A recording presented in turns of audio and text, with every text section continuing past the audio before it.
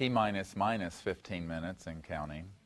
I'm the only doctor you'll ever meet that's on time, because in emergency medicine, 5 minutes is your life. So I'm never late. It drives everyone crazy because I'm very punctual. Thank you for coming and being here. And I'm going to proceed as if everyone was here for the lecture and workshop yesterday, so we don't have to retrace 3 hours of information. If you weren't here, I apologize for that, but I think since most people were, that it would be better for us to be able to just move forward. Anyone who wasn't here yesterday? A few, 2 or 3. Have any of you folks read the book? Yes. Hidden Truth, Forbidden Knowledge, or Disclosure? Then that will help you. This is an intensive. We're going to cover in a compressed way in 3 hours what we do in a week in one of our expeditions.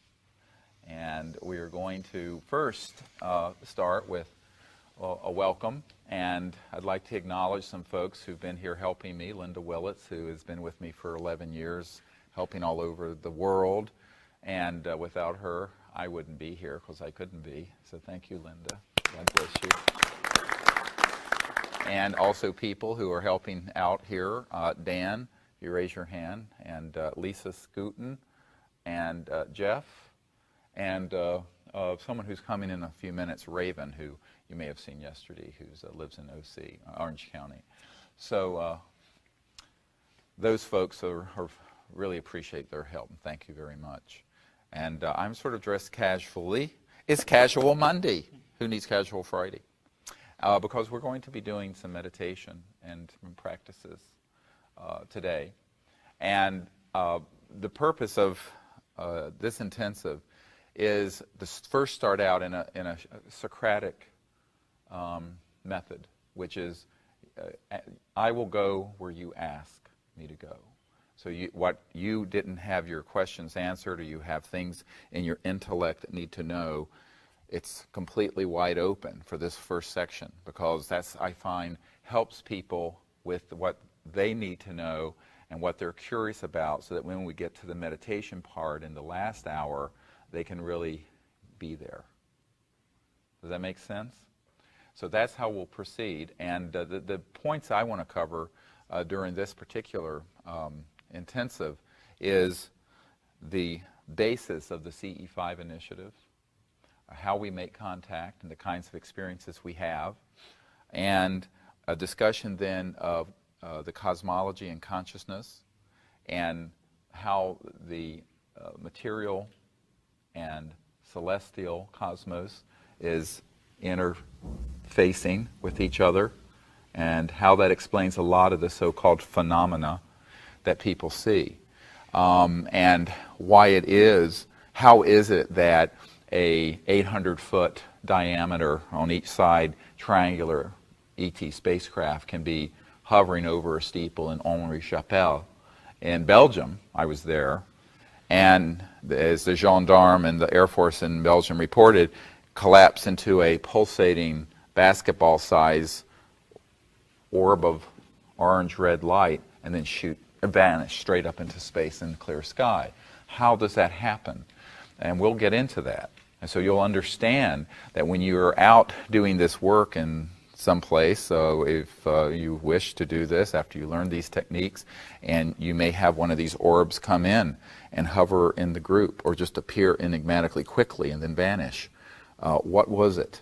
And you will have to then be able to go beyond the crossing point of light with your remote viewing capability to see who it was, what the message was. And to do that, you really have to understand the structure of how space-time matter, and the three-dimensional, as they call it, real universe,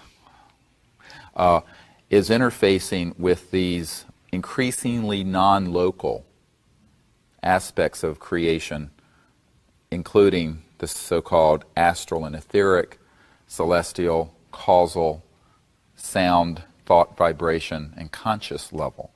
And it is all interrelated. And think of it, just begin to think of it as a quantum hologram. You know, a hologram, if someone was showing a hologram in the center of this circle of Marilyn Monroe, if you took a piece of her skirt, the entire image of her would be in that. If you took a piece of that, in other words, it's all within. But this is a conscious quantum hologram. That is the nature of the cosmos. It is not the linear thing that we've been taught.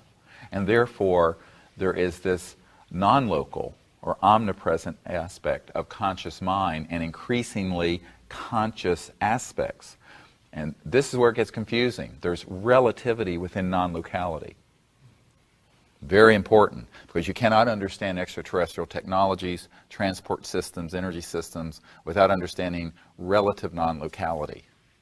So we're going to get into these concepts, and then we're going to experience it. And maybe we'll vector in a craft over LAX like at O'Hare. Who knows? It's happened. So...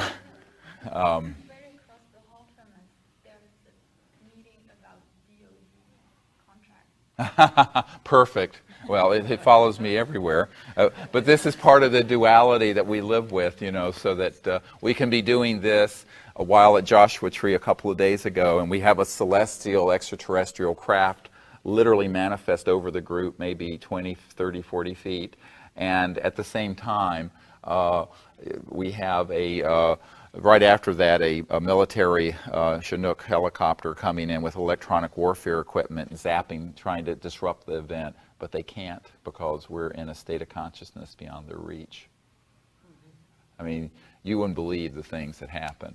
One night this past week up at Joshua Tree, we had a enormous military jet that came down about 200 feet AGL above ground level, vectored in right into Joshua Tree National Park in violation of the law at that altitude, aimed right towards us, and it was loaded with electrons. The most bizarre looking jet I've ever seen, and it was cruising at stall speed. It could, I mean, it was, if it had slowed down anymore, it would have crashed, and it was very low. And of course, it was right after we had had a number of ET craft that were appearing at our landing site, which I'll describe to you in a few minutes of why we are there. I hope you guys can join us up there when we're up there next, or at Mount Shasta when we do this, because it's here in California. It's the closest research facilities, landing places that we use, and they're not that far away. Mount Shasta, of course, in Northern California is further than here, but yeah, please, I'll make a circle for everyone. Is it true that Mount Shasta doesn't get our boys with the heavy equipment so much as in the desert? No. We have had even fighter jets come down a couple hundred feet above ground level, and you'll hear about an electromagnetic scalar weapon that was fired at us that impacted the mountain a couple hundred yards ahead of us. That was almost like a small nuclear bomb going off last year, or year before last. Anyway, you know, we're in the middle of a very big process of, without fear, of creating the whole foundation for universal peace. And it can't happen with us being the entry point. We as humans have to be the entry point for that to happen on Earth, because we're children of Earth. It isn't going to come from somewhere else. It can be assisted, and it can be watched, and it can be understood, and it can be a cooperative effort. But we are the primary movers, not me per se, but we humans are the primary movers of the destiny of Earth and the future of Earth. And so that's the responsibility we have, and that's the responsibility of this project. So with those introductory remarks, I'd like to just open it up to questions that people have from the previous workshop and lecture, so that you have a chance to have your heart's content and all your curiosities answered. So, yes, sir. Do you have any long-term friendships with extraterrestrial beings? Yes, very good question. We do. In the early days, there was a male extraterrestrial EB that came and that I had contact with back in 1990. That was, well, he had jet black hair like you. I forget your name. David. But he was white, very white. And blue eyes, but really black hair. Could have passed as a first cousin, and really handsome, but very definitely extraterrestrial. And that, and he's still involved. But upon Sherry Adamac's death in January of 1998, the night that she passed away, Sherry Adamac was my assistant and very close friend who was frankly murdered by these classified projects back then. She introduced me in a lucid dream that night, very lucid, like out of body, with this extraterrestrial senior and ambassador to Earth, who is this too weird? No. Weird, weird, weird. Too bad, we're going to get weirder yet. And she was, if you can visualize, a head that's just like a round pumpkin. Head exactly like that. No hair. Almond eyes, shaped eyes with whites. Very pretty in her own, in her own species way. Diminutive features otherwise. And a small, fine nose and no pinna. Had no, very different from this other ET that I had. No outer flap of the ear, it's called the pinna. And just the very fine lips.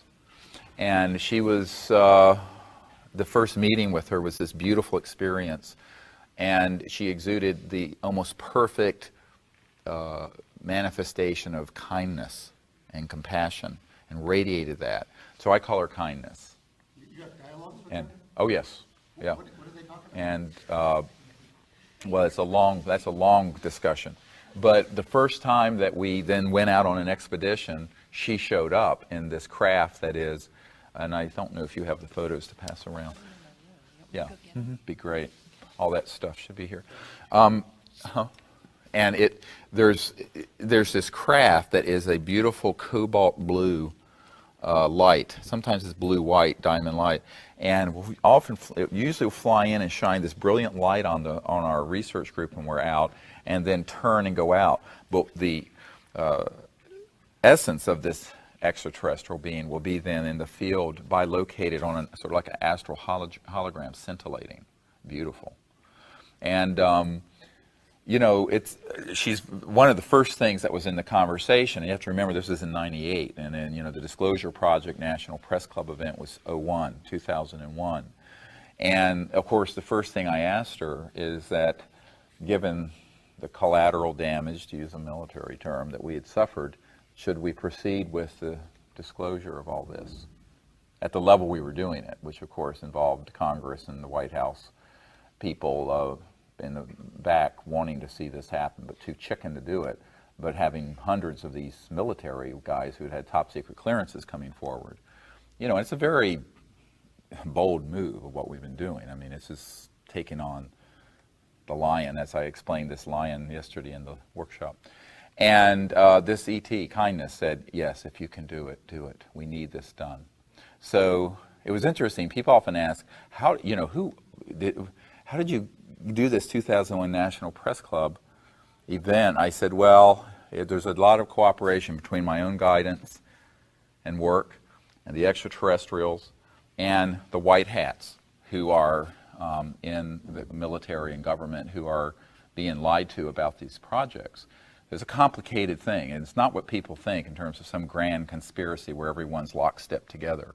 And the vast majority of senior flag officers at the Pentagon and almost everyone in Congress, except a few of the people who are on that group's board, are in the dark about all this. It's not what you think, and including the President of the United States in the case of Clinton. Of course, we briefed him, and but what happened, of course, is that she said yes. And we had a conversation, and one of the things that was made very clear is that this is something that humans need to deal with, to educate each other, to disclose the information to each other, because the evidence is there. They don't want to force it, and by forcing it, it would just mean that we weren't ready. The sign that we're ready is the work that we're doing. See, people don't get it. It's very important. That's the sign that we're ready. Just like Dennis Kucinich, Congressman Kucinich, when I went into his office, he said, the fact that you are here means that time is short and it's time to deal with this. And he said that to everyone there. I have multiple witnesses and all the military guys who are with me and my staff. So I think that these, there's a lot of collaboration between our group as humans And these extraterrestrial civilizations that have key representatives that have interacted with us. And on every single expedition, except one that I can think of, since 1998, now that's now 9 years, this ET being and this craft has physically materialized and flown into the group or over the group and put this beautiful light over the group, what have you, something like that to acknowledge what we were doing every single time. So it's quite beautiful. And people say, well, what does this have to do with the passing of Sherry Adamek? And I said, well, Sherry is in the spirit world, in the astral body. But extraterrestrial civilizations see that as clearly as you and I see this. And there are humans who see that world as easily as you and I see this room. And many of you do as well in your inner sight, can and do, and particularly in the dream state. So what you realize is that when the body is left, it's like a cage that's open and the bird flies out, the bird being this astral body and the soul. And as such, can interact with these extraterrestrial beings quite easily, but so can we. But Sherry, one of the reasons she did not want to leave is she felt very guilty leaving me alone doing this work. And, it was very hard for her and hard for me. And she said some things to some people, and she finally passed away, if you read the account of it, when I went there and was by her bed and said, you can go now, we'll take care of this. But before she did, we talked about the fact that she would be doing this work with us on the other side with these extraterrestrial civilizations from that astral and celestial level. And that's a beautiful thing. And so we have that ongoing sort of multiple dimension connection with this, and that's how it happens. So we have so anyway, I don't know if that answered your question, but When you use the term ambassador, to me that implies dialogue and collaboration. correct. So I'm real curious on to what extent that's already been developed. It would be useful for us to tune into what you're doing. Oh, it's very developed, and you'll hear this afternoon. And if you, what we just finished doing in Palm Springs, actually for the last week, was a group of us sharing, about 20 people there, sharing experiences we'd had over the last 15 years with this, and the kinds of things that we have gotten. And that's going to be coming out in a sort of a book that will describe all that. And of course, we don't have enough time to go into all the specifics here. We only have 3 hours. Remember, time marches on whether we like it or not. But it is extensive, it's ongoing, and at all of these places where we've had these meetings, we've had these sort of experiences. And for example, at Blanca Peak in Colorado, which is the third highest peak in Colorado, there's a contact site that I remote viewed and found one night. And this contact site has been the site of many meetings between our group and these extraterrestrial civilizations. And the first time we did this, there were about 12 different beings that were there, and they were from different star systems, all of them.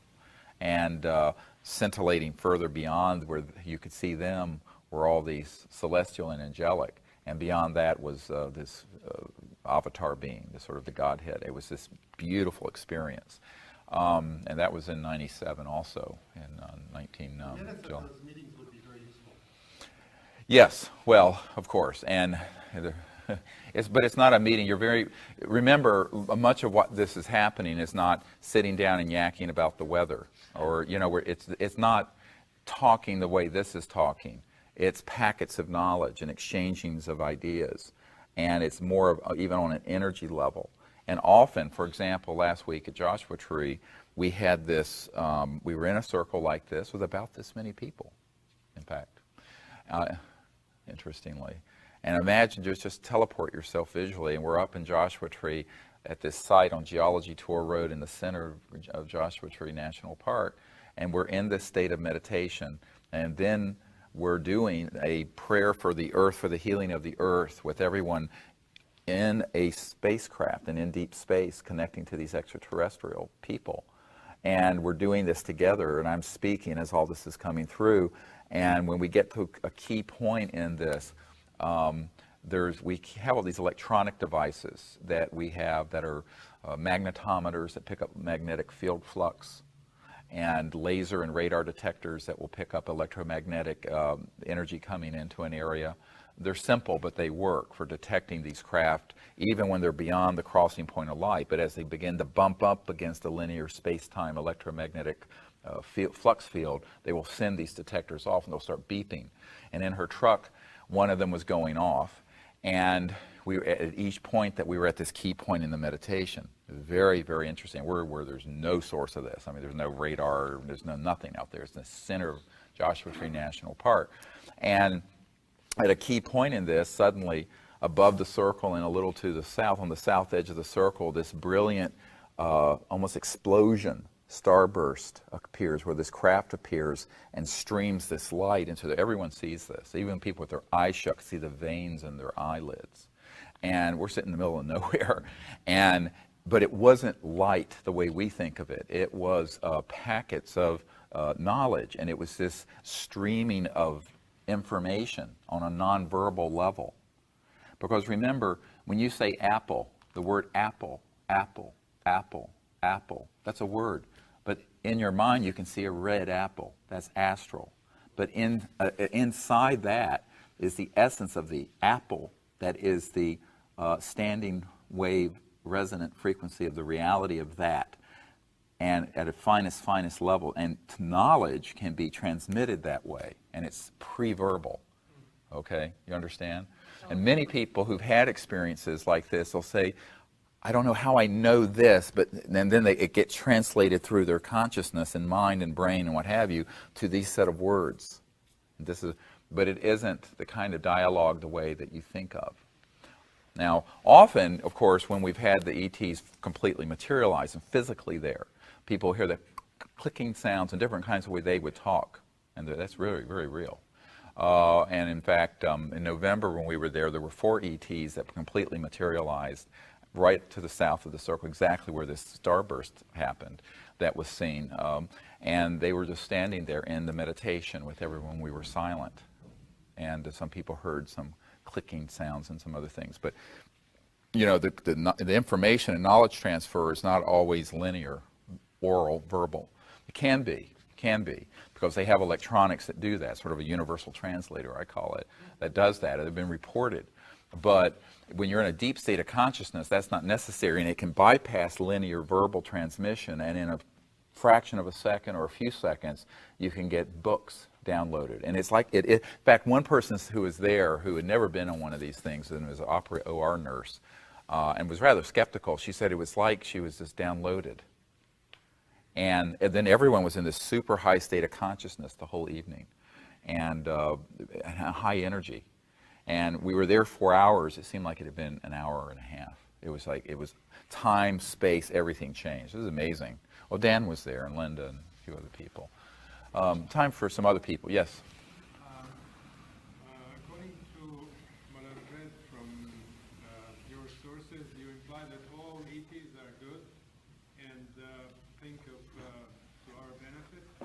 But from some other sources, we can learn that there are some of them who are not as good as we might think, or that there are some other agendas, like reptilians or whatever. Yes, you weren't here yesterday. Yeah. Well, we can cover that again briefly. I don't know if you know what a PLF is, a program life form. We have been making these since after World War II.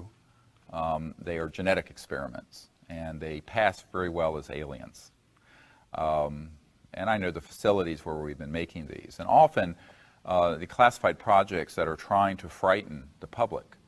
And I know men who have been on these assault teams.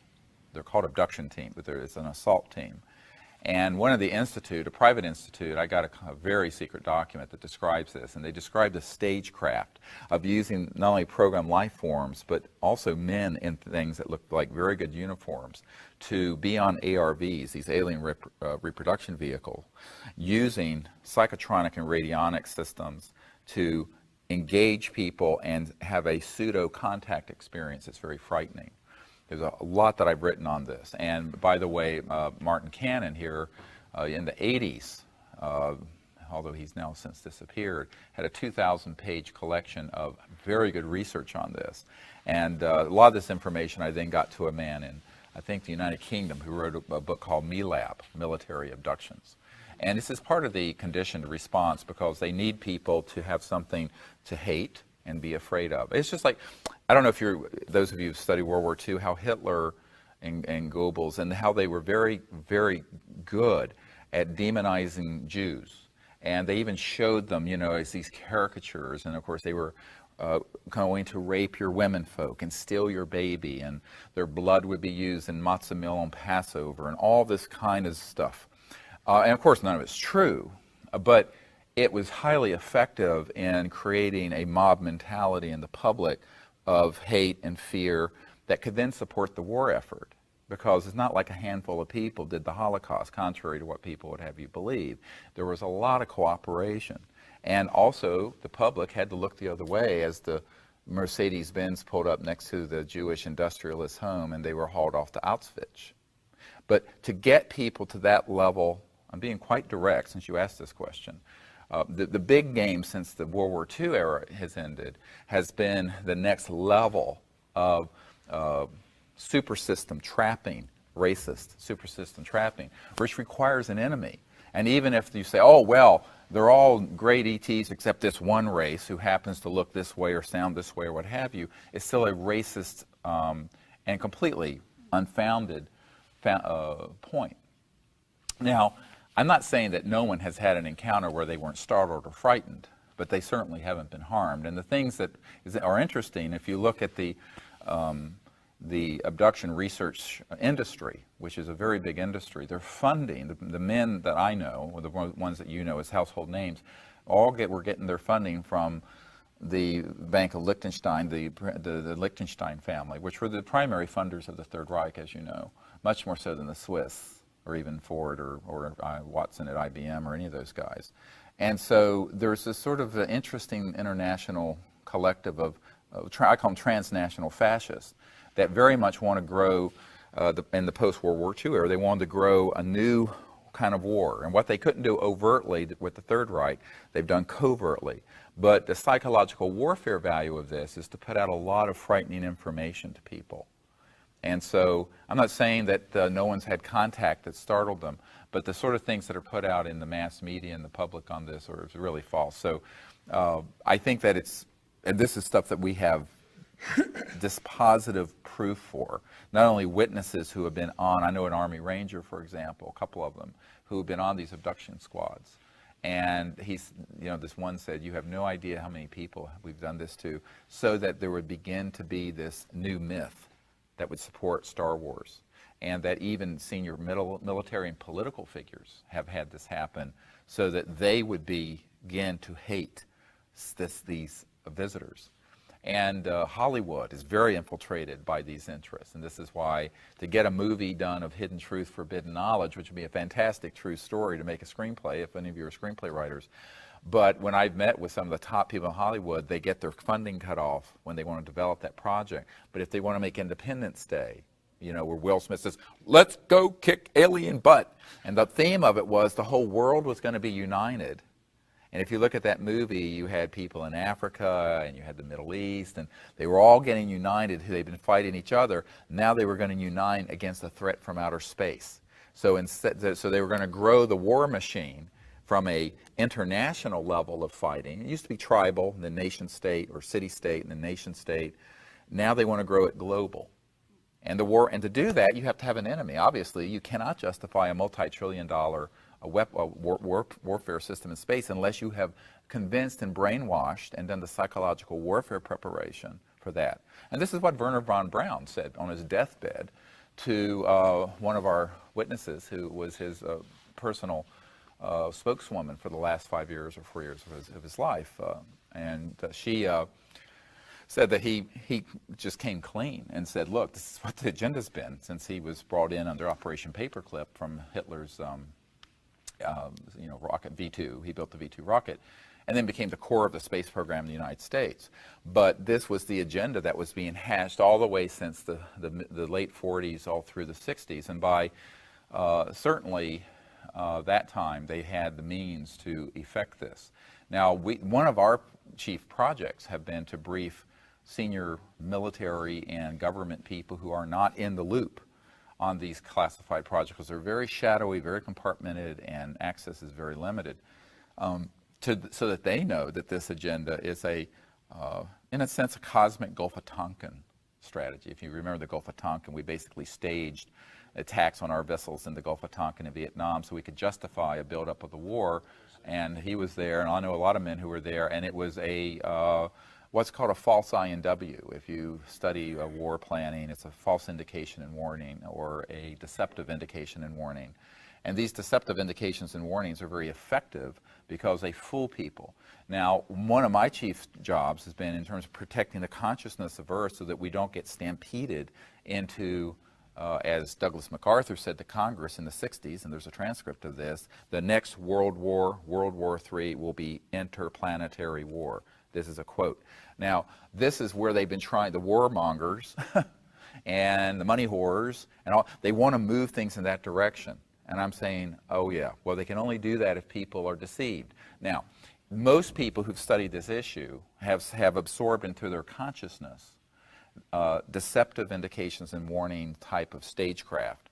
And so that I would say somewhere between 90 and 95% of everything that is extant out there in the literature, videos, UFO circuit, what have you, Coast to Coast AM, is deceptive indications and warnings. Now, the purveyors of it may not know that they're just, lackeys of that. They may not know this.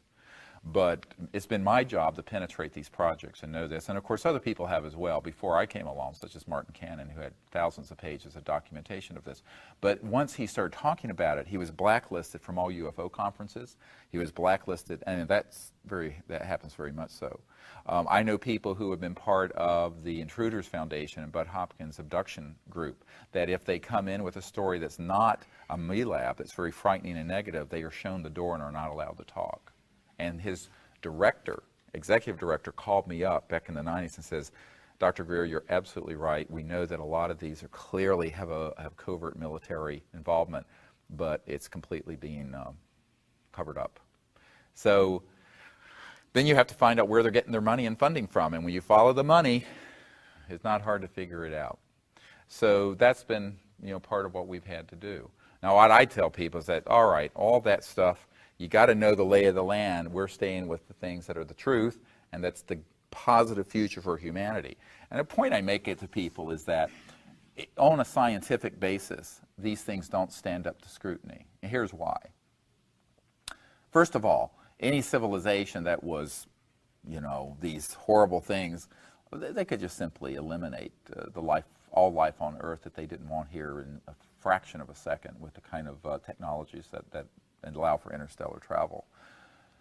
Secondly, they don't need the Earth. There are millions, if not billions, of planets that have biospheres like Earth that don't have advanced civilizations on them. So this sort of fantasy that they're here because there's something here they can't get. If you can travel through interstellar space, you can materialize and dematerialize things. There's no element, nothing here. This is why Zecharia Sitchin is all wrong about the early connections with the Anunnaki or whatever, and needing to have us as slaves for gold. I mean, good grief. I mean, the technologies that allow for interstellar travel, you can have any element made. In fact, I know a guy with about a 3,000 to 5,000 degree plasma reactor that is making transmutation of the elements today on Earth with really kind of primitive stuff. And so, you would not need to go through interstellar space and turn a bunch of early humans into slaves to be mining gold. But again, this is all a tribalistic paranoia. And people buy into it because we are emerging from a time of global conflict and tribal paranoia and conflict and racism. And so it's very easy to use that to then get people psychologically adapted for the next level of conflict. And I tell people, just don't be deceived. Very important not to buy into those things. The other thing is that you look at this thing, well, they need our sperm and egg. Well, actually they don't, because even in the really advanced classified genetics engineering programs that have been going on for decades, believe me, we were cloning and doing genetic stuff with Dolly the sheep was not the first cloned mammal that you hear about. There are classified projects in the Dulce complex up near Four Corners and other places that have been going on for decades. I know a man in the 60s who was in a program like that, and they were growing all these different kinds of life forms in there from basic materials. So all they'd have to do is retrieve a hair follicle or anything. They wouldn't need to drag someone kicking and screaming on board a spacecraft to snatch their egg and your sperm.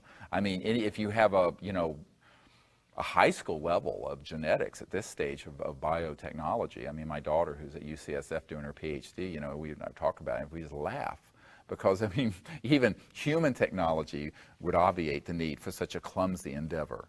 But it does sow the same seeds of fear, because think about it, we still have tribalistic attacks going on this planet. And if you look at what's going on in Darfur, I mean, you have one tribal race attacking another, where their women folk are being raped and the children taken out into sexual slavery. So they want to use that leitmotif to disinform and scare people, because it hits a very primal, almost encoded tribalistic fear that is beyond rationality.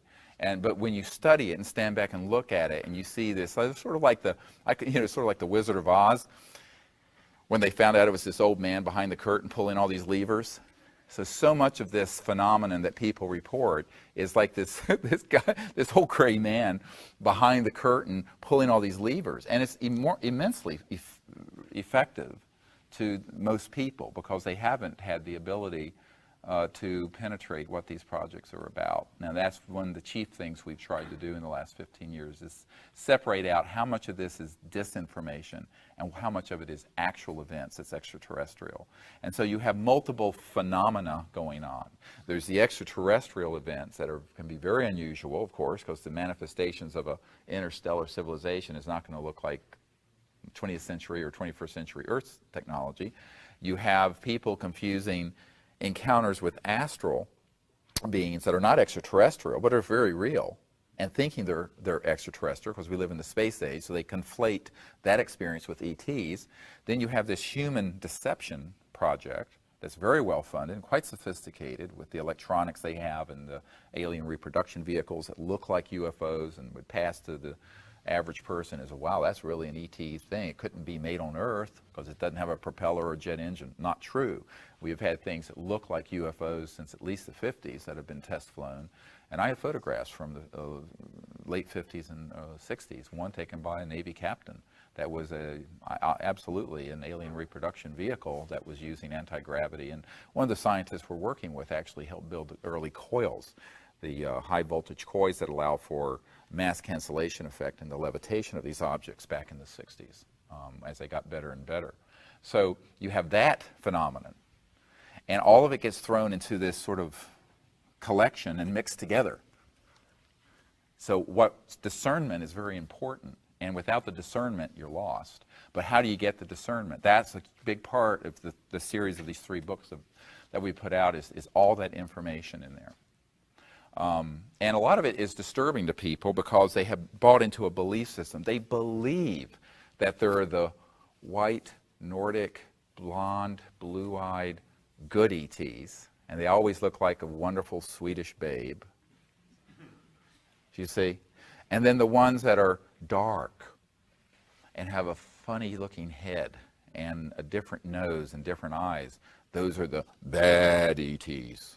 Oh, well, please, this is nothing short, it's just interplanetary racism. And so I tell people we need to be careful not to project anthropocentrically the bane of human conflict that we have here onto this emerging relationship. And so my chief task has been to protect that, clarify it, and then positively go out there without prejudice and without buying into all the negative imagery, because you really can't make contact if you go out there and say, oh, we're going to be an ambassador to these people, but if you're blue-eyed, white, and Nordic looking from the Pleiades, come and let's have bagels and lox. And if you look like this, I don't want you to come, because I've been convinced, even though I've never met you, that you're this horrible creature. This is just exactly I mean, having grown up in the South during the Civil Rights era, I mean, it is just exactly the kind of racist imagery and racist, xenophobic stuff that has been the bane of the human existence for, thousands of years.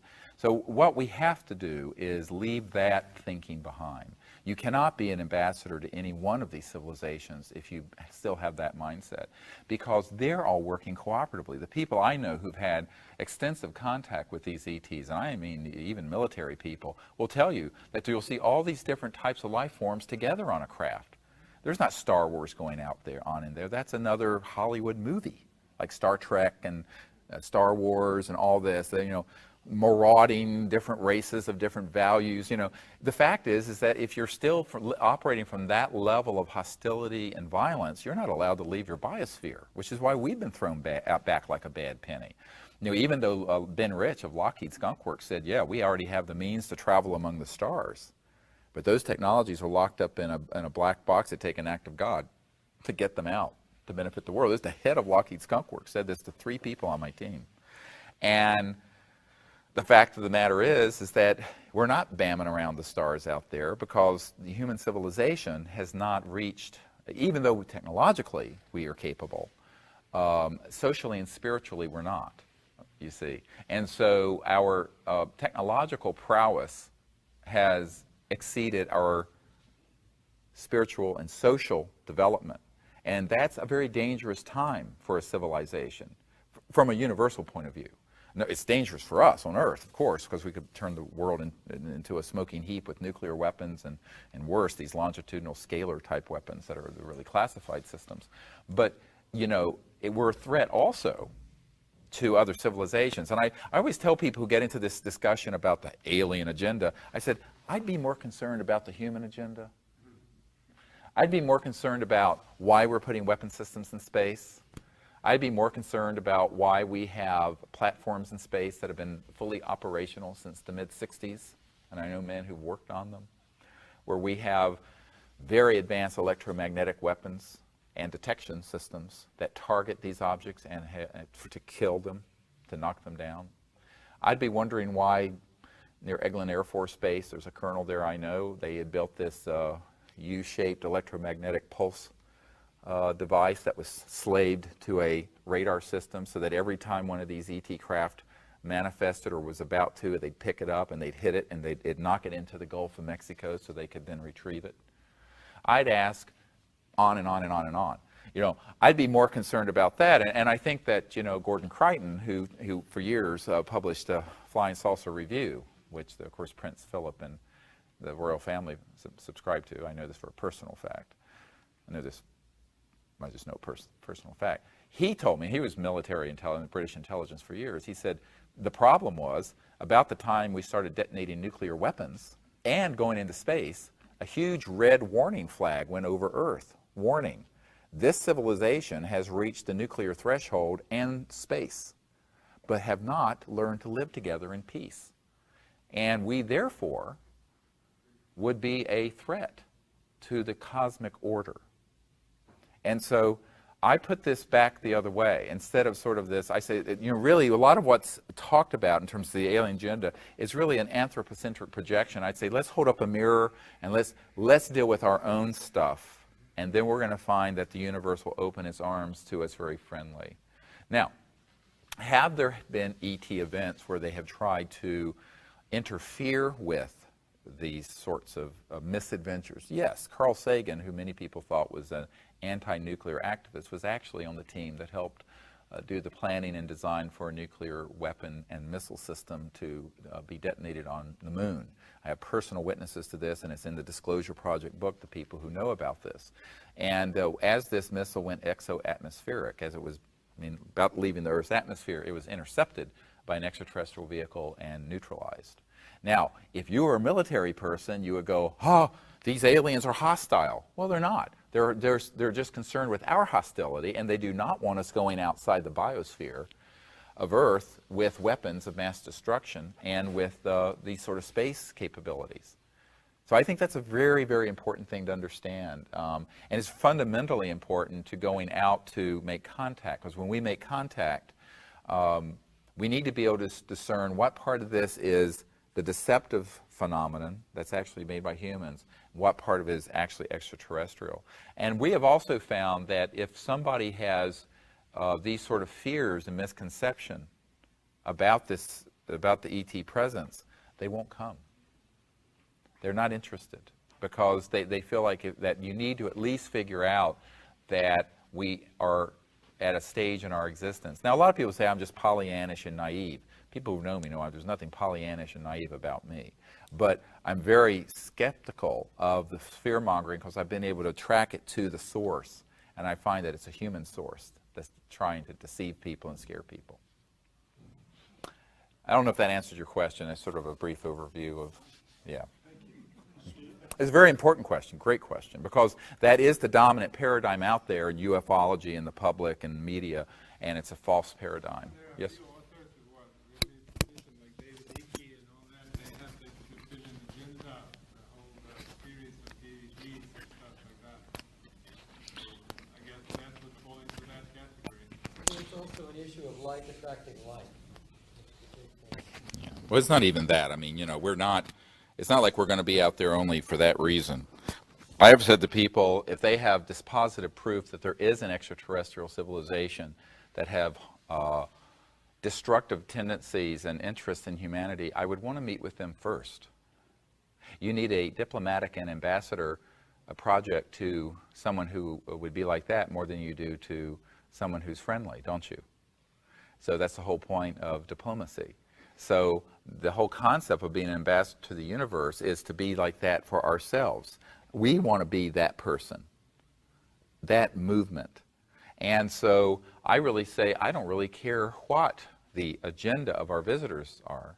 I think that it's absolutely benign, because if it wasn't, I don't think that we would have gotten away with the terrible military things that we've done and not had severe repercussions if they were not enormously patient and very kind. And what's interesting is that we're the only group on Earth that for now 15 years, 16 years, have gone all over the world and have made contact and had really close encounters of the fifth kind, meaning a close encounter that humans have set up to welcome them, with thousands of people over the years who've seen it. Never have we been frightened, never have we been harmed. Never has there been any untoward thing happen to us. Now, we've had military things that have tried to suppress the activity that have been harmful. We have never had anything from the extraterrestrial that has been anything like that.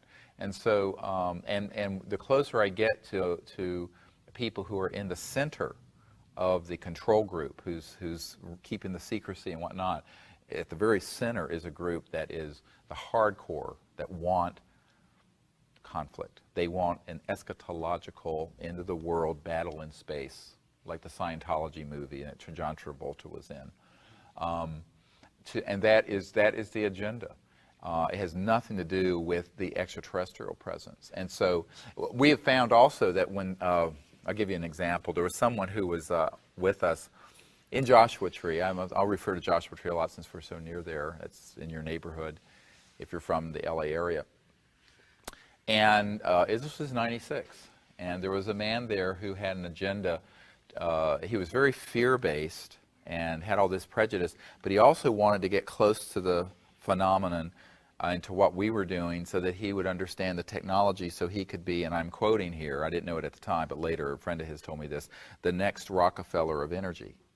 His goal was really just selfish. And every time we had an encounter, he wasn't there. He either, fell down or was sick or was stuck somewhere. It was like the hand of God just moved them. And it's a fascinating thing. And in the big event that happened that year, we were at this one site, and I had been told in my meditation remote view that the ETs were going to come very late. And I knew we were supposed to move from that site. So we were leaving this one site that was sort of below some cliffs. And we went back up the gravel part of Geology Tour Road, and we were driving along, and Linda was there. And there were about, I guess, 15, 20 people saw this. An enormous and just astonishing couple 100 feet diameter ET craft, and it was shaped like a Hershey's Kiss. It was flat on the bottom, and then came up like this, and then there was a sort of a, and it was teal green, and it was this blue-green, gorgeous, gorgeous color. And then as it came down, it didn't come down like this, it came straight down out of the zenith. And just before it appeared, the dashboard lights of my vehicle went dimmed down and came back. And I turned to Sherry and one of my daughters in the back. I said, "They're here. This is an electromagnetic, I know." And seconds later, here it comes, and it's so bright, it lights up the entire desert floor of Joshua Tree. It was like, oh my God. And of course, it looked like it was going to crash. It was going at enormous velocity. And it was, like I said, it was this beautiful teal green with this sort of green and white scintillating light, almost like the Hershey's Kiss, the thing you pull. I mean, I call it the Hershey Kiss. And it came straight down and then went vanished and went into the desert underground. And they were showing us their UGB there, the extraterrestrial underground base that was there. And that's where we do our field work. That's where we were this past week. It's an amazing place. But this man, who I didn't know at the time had all these hidden agendas, had this, what I call a road slug. You know, the road RVs? I call them road slugs, because they're just like sluggish, and they use, so much. And he was kind of stuck with that.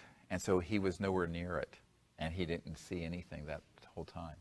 And this has happened over and over and over again. And what I say to people is that they're able to scan people and see, exactly what you're doing. We have an extraterrestrial probe.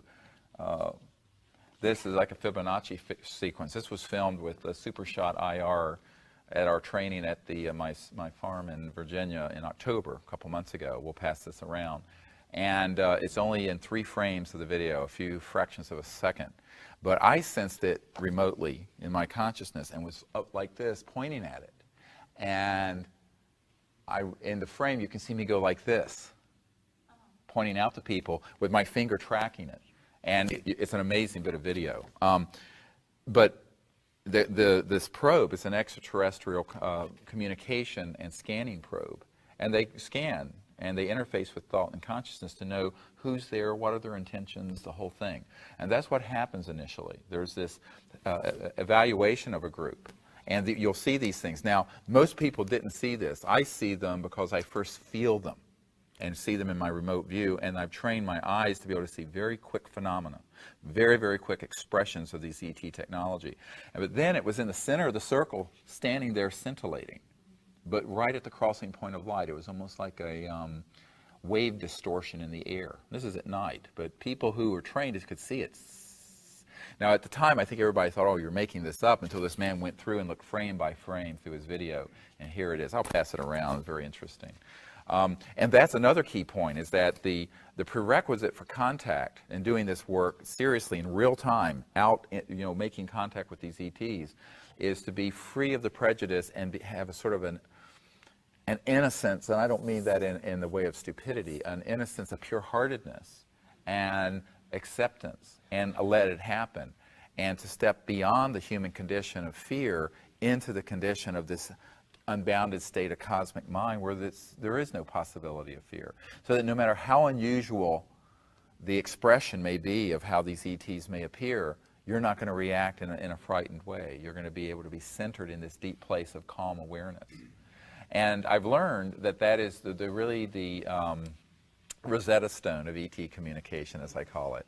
It is this state of the samadhi state, that state of pure consciousness, and being established in that.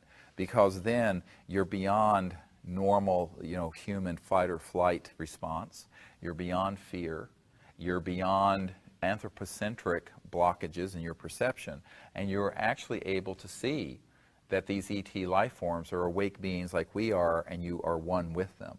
So that's the heart of compassion for interplanetary contact. And to be an interplanetary ambassador, which is what we train people to be, that is the beginning point. So I tell people this state of pure consciousness and samadhi is the beginning point of being an ambassador to these civilizations, not the end point of anything.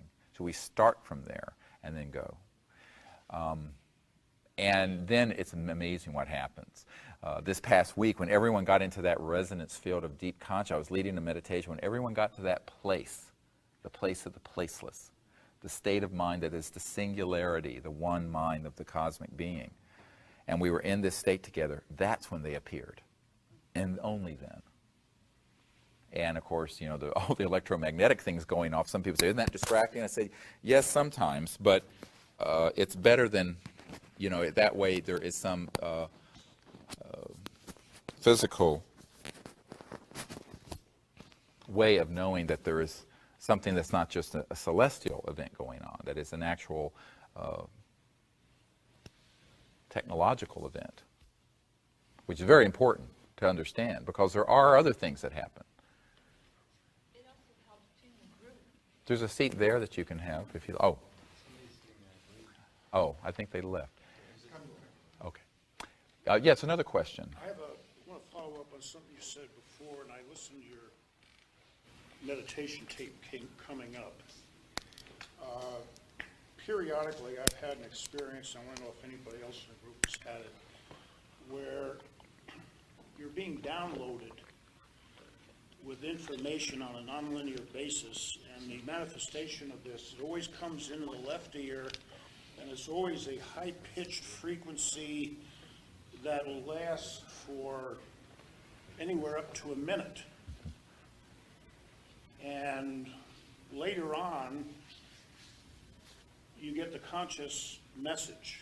And I want to know if that's part of the process. It happens periodically. People pick this up different ways, but I will tell you that, in fact, this past week and 1 year, when we were at Mount Shasta a couple years ago, we had a tone, and I'm going to play for you later these the CSETI beeping tones that we transmit out into space. You know, because we have these tones that were quite remarkable, and so it's a linear electromagnetic vector to our location, and then we also have these lasers that we use. But and I'll have all that here today. But what's interesting is that when we were at this one spot, after we had done this protocol, and we had the tones beeping, and we're transmitting them over a radio frequency, and we had the laser lights going up, and then we went into this meditation, there was this beautiful multi-harmonic tone that everyone heard, but it was so unusual that everyone heard it, but it formed a shape. Name and form. It's very Vedic. The sound was so developed and so full that you could see the sound. You could see the shape of the sound. And it was truly a type of harmonic. And it was extraterrestrial. And this was heard by everyone. And then we had an amazing encounter took place. So, yes, that does happen. And we have often, in fact, the first time that I was at, I had these tones that were actually recorded by the BBC in a crop circle. And it was an unusual electromagnetic tone that came through broad daylight, and it actually did about $75,000 in damage to their cameras, but they recorded this tone. And then we took it and analyzed it and found its component sounds. And it's a harmonic, and it's quite interesting. And the first time I took those and then rebroadcast them out and played them, we had just a boom box and play it. And I was at Marconi's Hill, where the first telegraph was sent in the world, ironically, in England. And here comes this tone, and a little while later, it starts drizzling and raining. We're all getting ready to get in our vehicles, and everyone hears this binaural, and it was this omnidirectional tone. You couldn't pinpoint where it was. Like it was coming from the center of infinite space, but it was heard by everyone. So it had this omnidirectional quality to it. Amazing. Everyone heard this. And in fact, we have gotten some recordings back of these when they've come. And sometimes they'll actually put it back through our electronic equipment.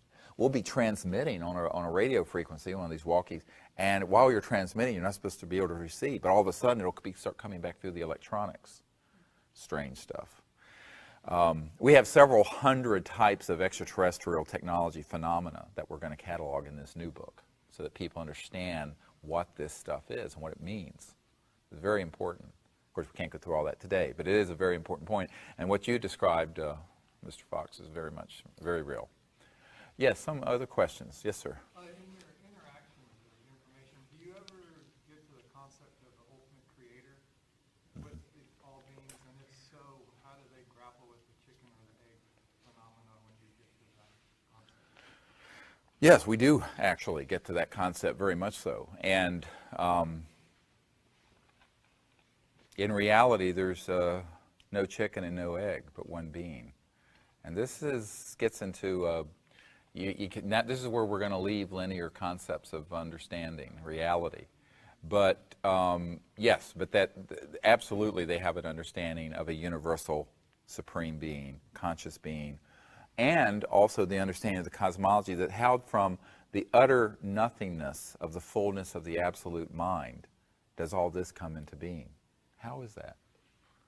What is that? I guess that gets hard for people to grab their head around, I think. At least. Well, that's a big part of these books. If you read these books that I have out, and particularly the most recent one, and this meditation, do y'all have that, this CD? This is a meditation that takes you into that state so that unfolds. And you actually see it. And when we go to Crestone, there's a Buddhist center that has one of these beautiful domes. And I sit and spend about 45 minutes where I go to that state. We transcend and go to the unbounded absolute, and then we emerge and go through the process of the differentiation and manifestation of the cosmology, the whole cosmos, from the finest Godhead, the personal aspect of the Creator, all the way to the material cosmos and stars and sun and what have you. You just kind of got to let that concept get out of your head to let the information in. If you know what I mean. Well, if they're pre-existing linear concepts that are incorrect, yes, they have to be not let go. They need to be built upon. And it's sort of like kindergarten. I mean, when you're in kindergarten, you learn 1 and 1 is 2. You're not learning calculus or quantitative analysis or any of that. So it's not that it's incorrect. It's just that it's based in a linear and perhaps atavistic, a more or less developed level of understanding. So I don't like to think of it as being wrong. It's just incomplete. 1 and 1 is 2. That's correct, but it doesn't mean it's the complete knowledge of all mathematical systems. You see, so you build upon it. It's building. It's building, and the best teacher is experience, and this is why. The catechisms, as it were, or dogma of specific belief needs to be kind of let that be, and then you need to get to the state where you experience the mind itself and the being itself. So, and then you can see what makes sense. And all this is folded within all of you. I mean, all of us are conscious, and that consciousness itself, the silent, undifferentiated aspect of that mind, is the universal being. People don't like to admit that, but you see, here you sit, hearing my voice, and you're awake. What is that, awake? How are you awake? As your eyes are open, listening, begin to reflect on the awakeness itself, the essence of being awake. Well, that's this silent screen upon which all perceptions are falling and being perceived. And if you just let the mind become empty and pure of all distractions, and you're just left with that awake mind and that awake being, that is the cosmic mind. And that is the state of nirvana, samadhi, the beatific state. The early Christians called it what have you. It's a very real experience. And this is, of course, meditation techniques and various things facilitate experiencing that in prayer and meditation. But you need to understand kind of what the experience is. And then when it happens, you do know it's happening. And the later development is that you then begin to function from that level, where you're awake in a cosmic way. The mind that you're conscious with, and you're experiencing it as universal and boundless. And then you can begin to see remote places. And you begin to know things that in a linear way you could not know. And you are able to then vector spacecraft in. This is what we do. This is the core of the CE5 protocol. So I always say the consciousness itself, the pure mind, is the Rosetta Stone of the CE5 contact. And which is why the head of Army Intelligence got so mad at me. If you've read the book, he realized that we had discovered this and I was sharing it with thousands of people. Now, of course, I've been called all kinds of horrible things for talking about this. And it opens you up to all kinds of misinterpretations and ridicule because we're not supposed to talk about these sort of experiences. But in fact, it's why I was invited to brief the CIA director and the head of intelligence for the Joint Staff. And now we have a major foreign government wanting us to set up a contact CE5 so that their heads of state and their leadership can have an open meeting with these visitors. And that would be the end of the secrecy. And we're talking a major G7 country. Okay? So, yes. Now, because, people in the know realize that any civilization that's interstellar isn't staying locked into linear space-time or even the speed of light of electromagnetism. They're growing beyond the crossing point of light. And when you do, you have just entered mentalis, the territory of mind. Shanti, peace, the peace of mind. Mentalis Shanti. And what happens at that point is that there's deeper and deeper and profound levels. But it enables you to then awaken. And that's why, in these week-long trainings, we spend many, many hours through the week when we're not out under the stars at night, going through a process where I'll put a box in the center of the room with something in it. Nobody knows what's in it. And we'll go into this state of cosmic mind and silent meditation. Then I ask people to know that the mind is omnipresent and see what is inside the box. It's amazing how people have these breakthroughs and they absolutely see it. People who've never meditated, I've done this with the I was asked to do this in Switzerland at one of these big business roundtable things, and there were vice presidents of software companies and the head of Medtronics and the chairman of Canon was there and all these people. And I was invited to be a fly on the wall as the kind of the freak. But they all wanted to know this, and when they heard this, what we were doing, we just impromptu took a few minutes and formed a circle. It took about an hour, actually. And I made a few comments about the nature of consciousness, led a guided meditation, and they got it.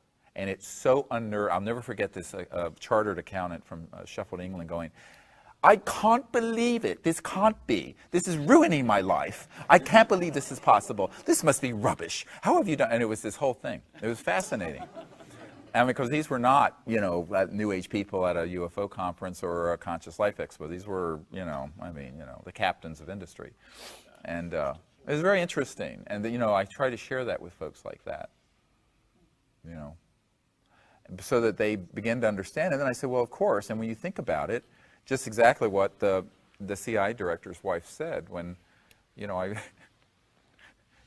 had this meeting and it was not the CI director, it was his wife who really wanted to know how the communication and how their communication can take place across interstellar distances. And I explained the nature of conscious mind and the fact that the thought, directed coherent thought, and we call this protocol coherent thought sequencing. Once you're in a state of unbounded mind, you can remote view a craft anywhere, maybe underground, maybe in deep space, maybe out of our galaxy.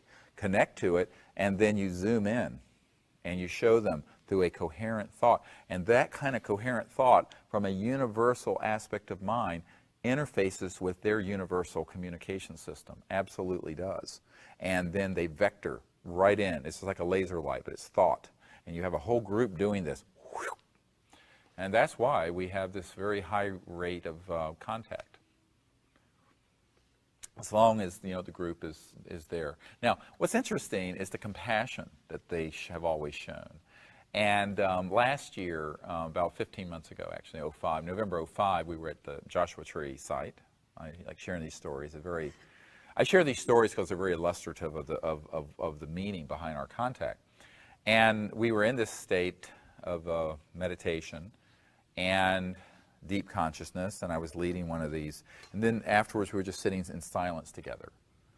And this one person who has had a lot of childhood trauma and anxiety was specifically mentally asked by an ET. I mean, it was like this clear throat. Is it okay if we appear now? And he was the person who, in a sense, needed to give that permission. Everyone else would have been okay, but they didn't want to do anything that would have caused sort of a PTSD, a post-traumatic stress disorder reaction by suddenly appearing. And he said, oh, yes. And about 5 seconds after he answered yes, while we're all sitting there, here comes this craft, and it literally, right about 15 to 20 feet above the group, materializes, comes through the crossing point of the light, and flies at a fairly low, floats over us. I mean, if I could have been on my chair and jumped up, I could have touched the underside of it. And it was this amazing harmonic sound it was making. Wom, wom, wom, wom, wom, wom, wom, wom, wom, wom, wom, wom, wom. Yeah, like a didgeridoo. It was like that. Wom, wom, wom, wom, wom, wom, wom, wom. And then it got just past the circle and vanished, dematerialized. And it was amazing. But they asked permission. This is like, people are going, oh my God. Yeah. And it was like, oh yes, this stuff is for real. But they were very compassionate. And the same thing, if you study the 1992 landing at Alton Barnes in England, we had, that was before I started training people on these week-long intensives in cosmic consciousness and developing the remote viewing and all this. I just thought everyone could just go out and do this and they'd show up and everybody be fine as frog's hair, as we say in the South. Well, they weren't fine as frog's hair. When this event happened, we were at this 1,800-acre estate that we were allowed to use as part of the Royal Trust lands. And this craft appeared in a field just right near where we were.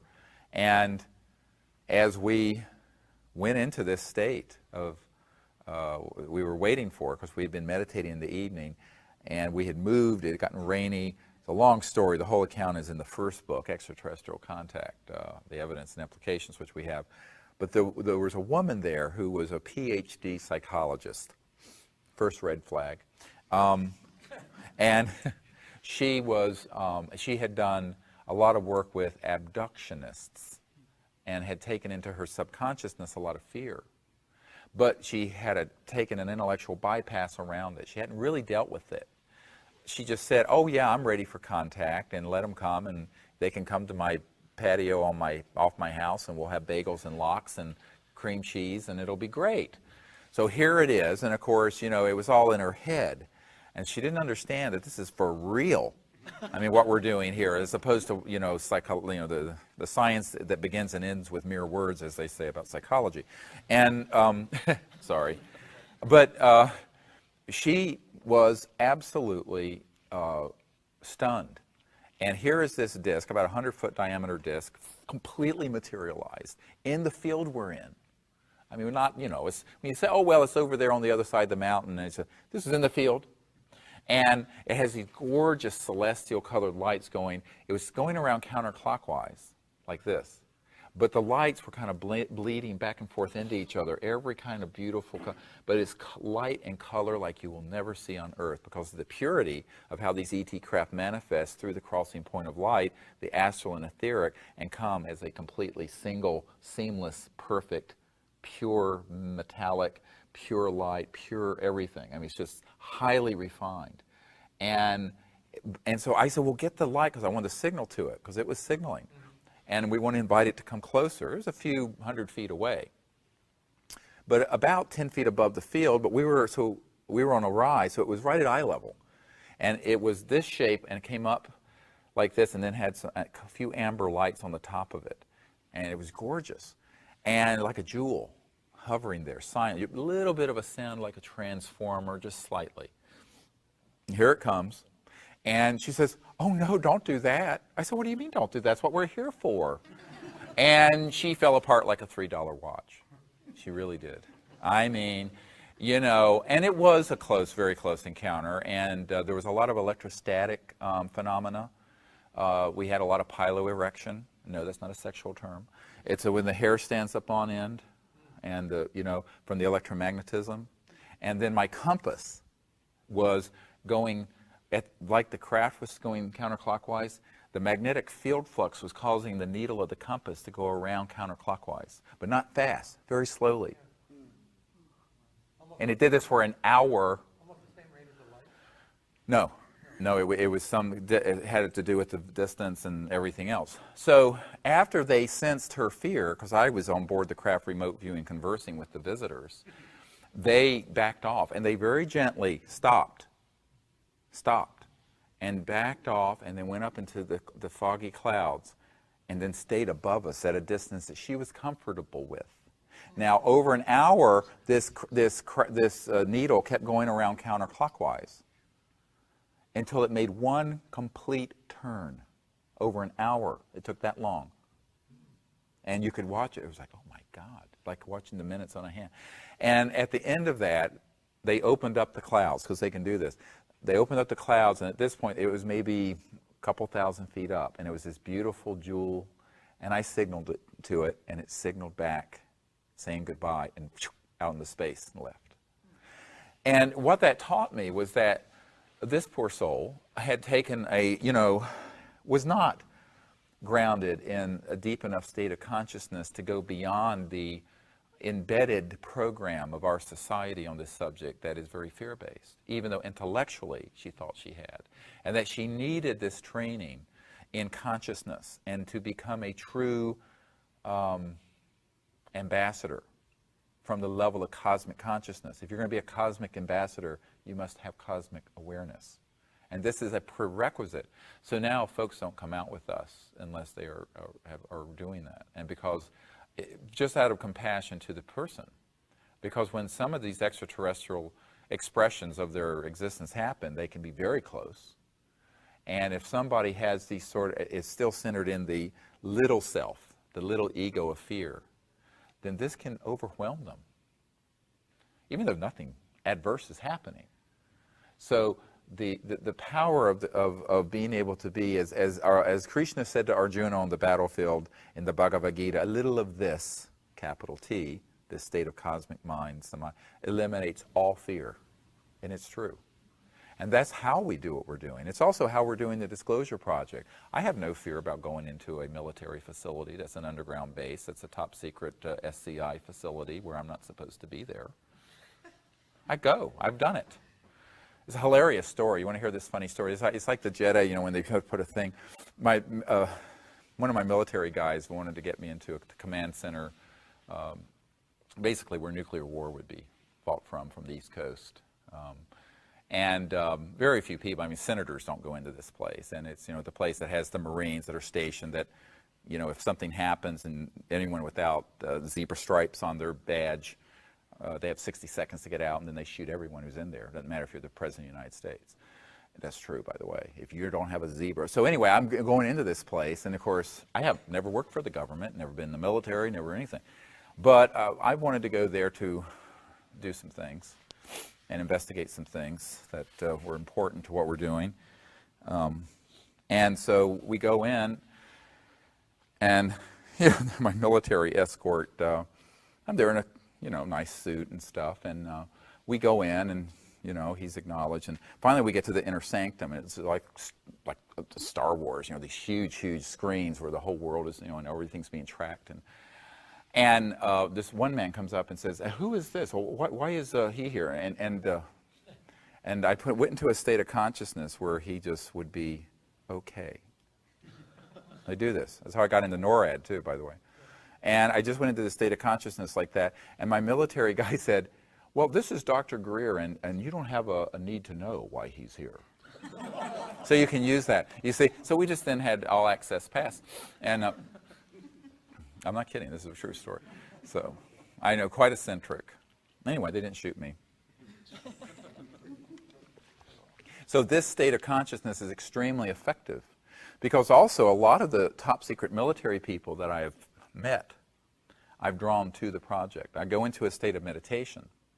I'll be in a city, then I'll be in Sacramento or wherever, and I'll be in my meditation, and I'll go into this state, and I will ask, and then I will see a person, absolutely, like I'm seeing you, and I'll say, okay, so I'll go to some place to have a drink and ask that person show up. And sure enough, on this thing next to me will be the guy. And I won't say anything to him. He'll look at me and say, hey, what are you doing in town? I would say, oh, you probably don't want to know. And then he'll say, oh, well, you... And I'll tell him, he'll say, well, really? Well, I'm a vice president of SAIC. Or I work for E-Systems. And you're absolutely right. And so that's how I pull this stuff in. Very frustrating to the military guys that, you know. Yeah. It's how it's done. So, other questions from folks? Yes, sir. I thought about what you said yesterday, quite a bit about who the powers that be, basically. And I was just wondering if you could touch on sort of Richard Branson and maybe what he might have to do with a positive or negative activity with space, because supposedly he's obviously got the affluence to make decisions on both sides, and I'm just curious as to if you know anything. I have not spoken with him. Someone who's on our team, who's a military guy, has. He appears to be rather supportive, but we have not had a tete-a-tete, and I don't know his level of clearance in these projects, or any at all, if he just has an interest. And just because you're a billionaire doesn't mean that you're read into this stuff. Just because you're president doesn't mean you're read into it. So that's all I know. I think he is genuinely concerned about global warming. I think he's genuinely concerned about the deterioration of the biosphere. I know he's interested in these matters for a fact, but that's all I can say. Beyond that, I just donated $2 billion, I believe. That's why I'm bringing it up. To UC Berkeley to develop alternate energy sources. That was in a paper the other day, right? And well, he's also developing some sort of, he wants to do some, like, for the community to go out into space. He's trying to develop, and I'm sure that when it comes down to it, as soon as he confronted the government, I mean, there's obviously all these things that are known in the government that would create some, you know. right. It's obviously different than he knows. If he's trying to create some sort of e-ticket ride to the moon and back for the very affluent, there's other things that come into play, obviously, with that. Yeah, perhaps not. I mean, there are a lot of private space endeavors going on, and you know, including this Bigelow and folks like that. And many of them are tied into the super secret programs, and some aren't. As for Branson, since I really don't know more than I said about that situation, but it would be useful if he put some of this funding in the hands of people who could actually develop something useful, which is not likely to happen from a university setting. You don't think that UC Berkeley has the facilities to... Well, you're kidding. Lawrence Berkeley Labs have had these super secret. In fact, one of the people I'm working with had a resonance frequency solid state crystalline device that was over unity, free energy, and was there at Lawrence Berkeley Labs. And as soon as he hit the sweet spot in the correct resonance frequency, bam, in came all these people, and he was actually dragged off, injected with Thorazine, and thrown into a mental institution. I'm not kidding. So, yes, so that's why I'm rather skeptical. Well, I believe it when I see it. I think that these large institutions, including there's the whole military-industrial laboratory university complex, and it does involve certain key universities that run. For example, University of California runs Los Alamos Labs, has the contract to run that. So there's a lot of that connection, and so it's not necessarily helpful. But I remain open to the possibility. A little history there to understand what the connection between size and efficiency happens to have been in history. That would be kind of good for people, right? I mean, Branson is an interesting one to bring up, though. That would be kind of interesting, because he seems to be sort of on the edge of a lot of stuff. Yeah. Other questions? Good question. How come it seems like there was relatively maybe simple experiments that, given in the proper laboratory, like if I were to drop off a box to a scientist in the middle of Chile, or the middle of China, or the middle of Israel, and they said, look, follow these instructions, you get this result, and then this and I may make 50,000 of these boxes or packages or things. It seems like something like that created would disrupt the academic or the classical or the contemporary model for linear time and our relationship, and it would disrupt enough of the things that hold together what's going on as far as our relationship to energy, our relationship to information, or how we... You're talking about getting one of these new energy devices in the hands of a lot of people, basically what you're saying. Yeah, but you have to get it. Or just something that It's not that simple. I mean, you're not building a toaster. I mean, it is a very, very arcane bit of knowledge, and not as easy as people make it sound. But yes, if you did get to the point where you had something that was what Dr. Bearden and I call the robust demonstrator, which means a kilowatt or greater of over-unity energy that's power, not energy. Now, you know the difference between power and energy. Energy is everywhere. You have to rectify energy to create usable power. Power is wattage times current, okay, to get the actual, is the voltage times current to get the wattage, and the wattage is the power. I mean, you can have all the free energy you want, but if you can't rectify it to run these lights, you ain't got anything practical value. And that is the difference. A lot of people say, I have a free energy device. Yes, but does it actually generate a net amount of exportable, usable power? These are two different things. So, but yes, I agree with you. Our plan at SEAS, the Space Energy Access System, so where we've developed this strategy, is to, if we identify someone or the funding to get these things built into a robust, and there are prototypes out there, but they're not at this level yet, then we would get it tested at key facilities that we have friendly, honest scientists who are prestigious, including a Nobel Prize-winning physicist, who would then put their imprimatur on this and say, yes, this is doing this. It is a closed system. It's using exportable power. Even if they don't understand where the energy is coming from, they may not understand what the quantum vacuum flux field or zero-point energy field is. Then we would have a whole lot of them made and put into the hands of key people and have a major press conference very quickly. Because one of the problems that a lot of these inventors have done, they think that they're going to do this in some stealth fashion, or the people who are usually the inventors and engineers really are not good with the strategic part of this. And I, on the other hand, couldn't engineer a toaster, but I'm very good at strategic leadership. And so that's what our team would do. We'd do the strategic leadership to get this out, and we would do it. Now, of course, that has to do with how far you're willing to go given a matrix of threat or inducements to buy out, sell out. And that's why we would not allow, if someone offered me $100 billion right now for 51% interest in this endeavor, I'd say absolutely not. Because the money people and the legal and business people almost never are going to stand down a Section 181 order, the Title 35 of the patent law that allows for a national security seizure, or one of these black ops guys threatening your life, or an inducement. There was one guy who approached me once and said, I can help put in around $5 million in seed money so these things can really get developed that you've discovered. And I'd say, yeah, great. But he wanted, it was like, I call it vulture capital, not venture capital. And he wanted, like 60, 70% interest and to control this. I said, well, I don't care if he had $5 billion, it wouldn't happen.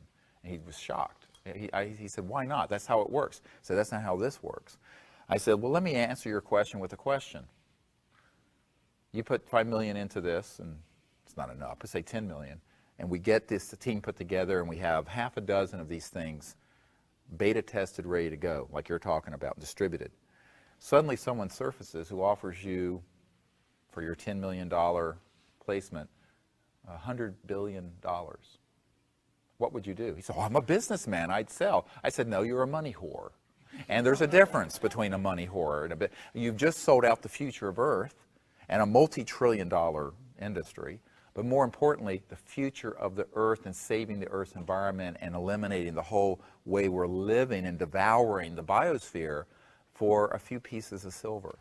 So anyone who would do such a thing for any amount of money or any level of threat is not a suitable board member in this effort. But here's the problem. Your average inventor, even your exceptional inventor, your exceptional investment team, your exceptional legal team, they will not withstand that threat matrix. And it is a real one. And it has happened dozens of times. And this is why there has to be a firewall in terms of the controlling authority over this operation and those folks.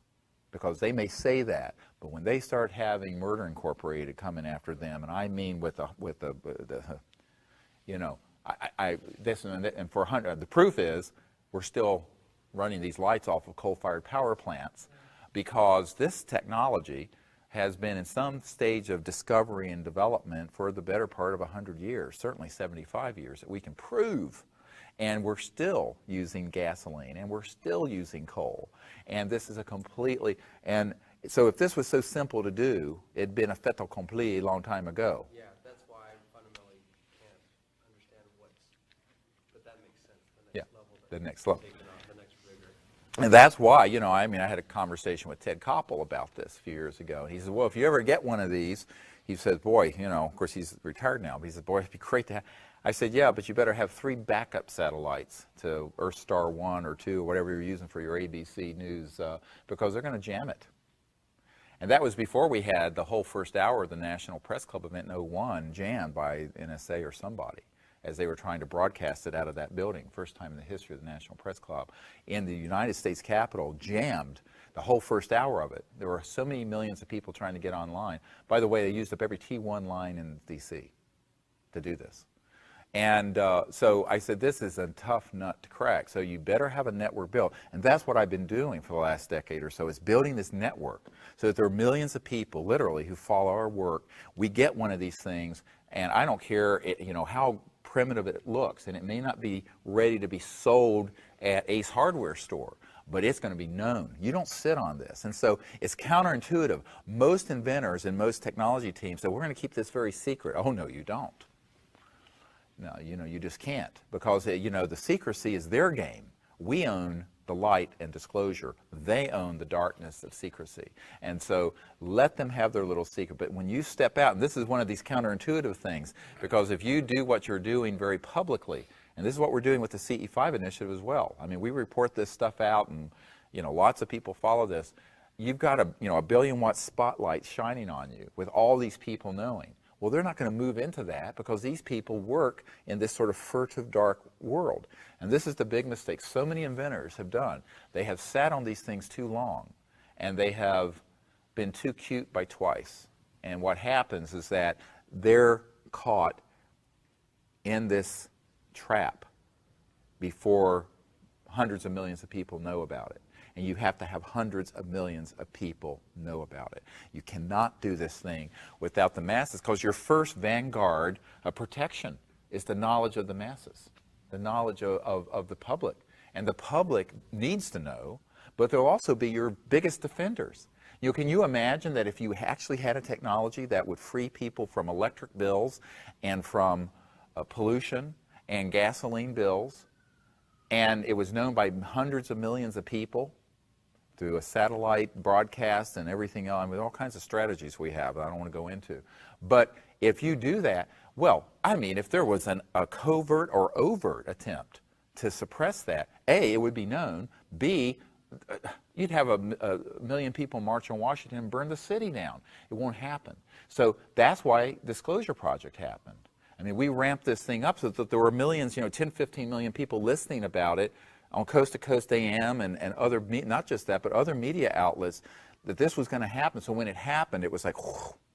And to this day, not a single one of these people who testified have even gotten a phone call telling them to be quiet. Not one, not a single one. In fact, Colonel Arneson, who was with us in Palm Springs, said this publicly to our group. He's one of our witnesses who was with the Strategic Air Command when the Maelstrom and the nuclear missiles were shut down.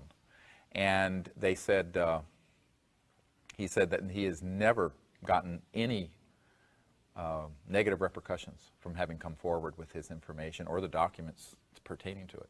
And that's true. That is absolutely, none of us have. But it's not an accident. This was planned. This was years and years and years of planning. And so that's the kind of umbrella and strategy we want to put around the technology, so it actually survives the launch.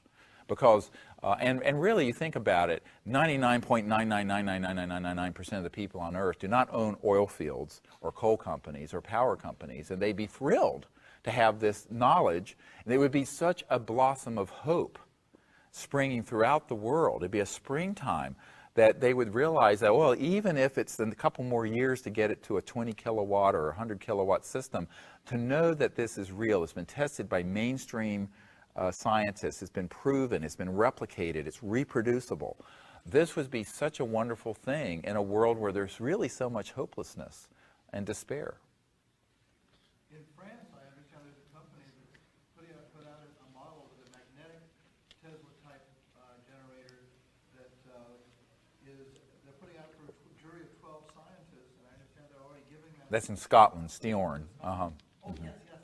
What do you know about That there's been no testing yet, and we do not know if it's enough to run anything more than a cell phone. And that's the other thing. Our requirement is robust. Yes, there are things that are put out a watt or two or milliwatt, but we need something that's going to be showing people that this is actually a practical replacement to the current system. And we know they exist and have existed. In fact, we're working with people who've had these. But to get it to the next level, we're going to have some serious support. And it's going to have to be from people who understand the risks, the benefits, and are willing to, they could be on the board if they're willing to be a target. But they're going to have to be willing to, let the leadership lead. And I'm skeptical that it's going to happen from people who are ordinary investment people or ordinary engineers. By the way, this has been the Achilles heels of most inventors, is that they may be a genius in electromagnetics, but it doesn't mean they're a genius in strategy. And they often conflate their brilliance in one area into another. And this is their Achilles heel. They invariably fail. Tesla himself. Yeah, Tesla himself, but there have been hundreds I can document. And this is, Dr. Bearden has told all the folks, and he has put in writing, that our group, our strategic leadership group, is the most promising one on the planet to get this out and actually do it. Because he and I have spent time with he knows, and we've sort of read each other's souls, and he knows that no amount of threat and no amount of intimidation and no inducement for money. I don't need money at this stage. I don't need it. I mean, it's not that I'm rich, but I just don't need the money. I don't care about it. And so this has to be done with people who are that clear on their mission. And if they're not like this guy who missed the big landing at Joshua Tree because he's wanting to be the next Rockefeller or whatever energy, it ain't going to happen, because there's always someone with a bigger stick than you've got that's going to buy you out, and so, or come after you with the stick and club you to death. So you've got to be willing to, be that kind of person, and that's the people on our core team. They're all those kind of people, great people, and they're doing it all for the right reasons. And if the first hint that they're not, bye-bye, they're jettisoned, which, pleases some people and not others. But the thing is, you got to keep this pure. And this whole contact protocol we're doing, the same thing.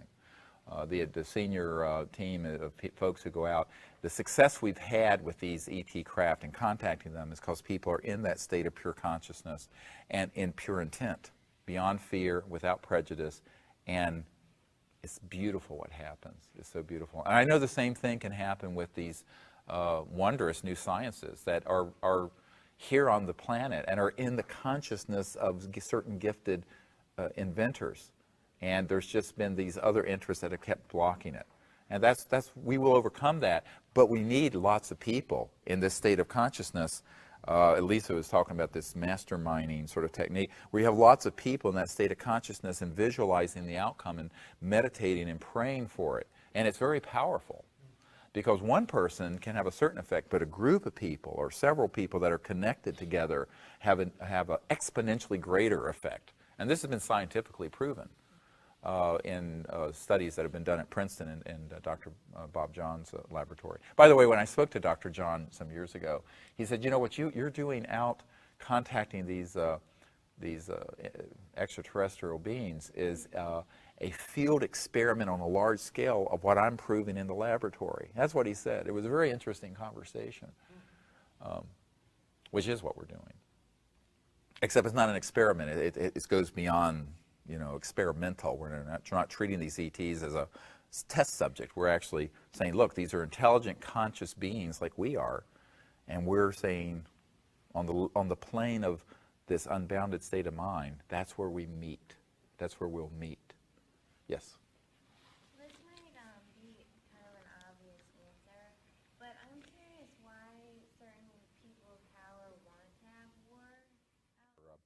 James Watt, who was the Secretary of the Interior and responsible for all the national parks and forest lands. And there was a conference, and and it was about environmental things, of course, and what have you. And at the end of it, the mic was left hot, and he thought it was off. And he says, all these environment tree huggers or whatever, we don't need to worry about all this because the world's going to be destroyed soon, and the return of Christ is soon. And God wants us good Christians just go ahead and use it up. No, this is true. And this was the man responsible for the execution of policy for the entire interior of the United States. I used, and this is a proven historical fact, you go look it up. So the point is that there are people in enormously powerful places who have that philosophy within their worldview. And of course, it's very sad and it's very misguided, but it's very powerful. And I have personally met with some of those folks, and they honestly believe that. And so they are truly eschatologists. And this is why, another thing, why, it always seems that, why aren't they concerned about a $9 trillion debt that we are accumulating, mostly going into military spending? It's because they don't think it'll ever have to be paid back since the world's coming to an end. See, if your worldview is that the world's going to be destroyed anyway, why rock the boat and bring out these technologies? Let's just burn up the atmosphere, melt both polar ice caps, run up a $9 trillion debt, and destroy the biosphere. Because under those conditions, Jesus will return, or the Mahdi will return. And this sort of misinterpretation of Scripture and fundamentalism is a very powerful cord that runs through that group. And this is why the perspective in Hidden Truth, Forbidden Knowledge is why I put it out there, is that going beyond that mindset to the understanding of the time we're in. Don't mistake the closing of one cycle of the Earth's development with the end of the world. It's the end of the world on one level. It's the end of the old world. But it's really the birth of a whole new creation, a whole new civilization that's going to be developing. And here's the beautiful vision, no matter what people believe, is that you can be certain of this. Earth will be here in a beautiful way. Humanity will be here in an enlightened and peaceful way. And that is the path we're on. And it will continue for literally hundreds of thousands of years till all of humanity reaches the state of enlightenment and God consciousness. And that's where we're going. And in fact, what we're doing in this project is laying the morphogenic field and creating the foundation for that to go on and go forward. And that's the power of a lot of people going into this state of God consciousness and cosmic awareness and going into and seeing and praying for universal peace and manifesting that. Because that's the way society moves. And it doesn't have to be 99% of the people. They've done studies in physics where you have a 1% of a physical system like superfluidity and helium, where 1% of the molecules become coherent and aligned. And once that happens, once you get that 1%, the whole substrate, the entire field shifts and becomes coherent. Now, ironically, just before that happens, it's the point of maximum chaos and maximum whatever, and that's what we're living through. But don't mistake the chaos for the coherence. What we really want to be focused on are becoming those islands of coherence that then recruit more. And once that reaches a critical mass, it shifts. And that's when everything changes and it becomes very different, like night and day. And that's the time we're in. And this is why there's so much confusion, because a lot of people get caught up in the chaos and the misinterpretation and all the false information and all the stuff. But what's really needed is a clear vision and to become in this state of consciousness and action also. It's not just in the state of consciousness, but it's that then leading to words and actions and work that build this coherent movement in a positive direction. And I'm certain that this will happen. It's just a matter of when, not if. It's when, not if. Almost like a contest between coherence and clarity and obfuscation and overload of all kinds of messages and disinformation and BS on one level. So Yeah, and you have to stay clear to be able to, you have to develop what I call your truthometer, your truth meter. Yeah. And we all have a built-in truthometer by the nature of our conscious being. And you can tell. I mean, you can tell if you go into that state, is this true or not? Is this vision true or not? And I don't take my word for it. Go inside yourself and see and feel and know. And you'll know the truth. This is where the world will be. We will be that civilization. And it's emerging all around us. It's just not quite fully there, but it's just right there. Because we're over 100 and some years into this new cycle. And it's been advancing, and it's had its setbacks, yes, and there's been the chaos. You expect that. But it will transition. And we are going to see a civilization that will just be so amazing. And anyone who does anything to help move it in that direction, I think it's very important, because you then become part of that aggregate movement in the direction of coherence that then pushes the whole system, pulls the whole system forward, just brings it along naturally, without a struggle actually. It naturally is recruited. And this, you see this in your life, when you're doing on the path that's right and you're doing these things, the doors open and things just happen. And really mysterious things. But it's because the universe and nature and all of nature around us are supporting that. And it's beautiful. And we found that with these expeditions, is that because our group is doing this with this clear intent, with a pure heart, without prejudice and fear, in this state of coherent mind, that's the basis of the success of what we've been having. Very good question. That was a great question, actually. I think we've been about an hour and a half now. Is it? Yeah. So let us take about a 10-minute break to stretch. And when we come back, these questions could go on all day, but I want to get into what our protocols are and then do a guided meditation for everyone. And we will do this and go into this state of consciousness, unfold the cosmology together, and then contact these visitors and invite them to Earth in universal peace. That's what we'll be doing next. So let's take about 10 minutes to stretch and use the bathroom, whatever you need. Can we need to lock the doors because First, I'd like to describe our protocols.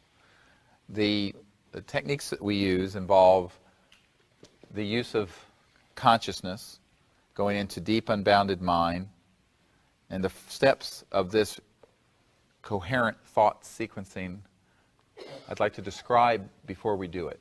First, we go into a meditative state where we achieve silent consciousness, unbounded awareness. At that point, once we're in that deep state of consciousness, we begin to experience that all of us are awake with the same single light of awareness.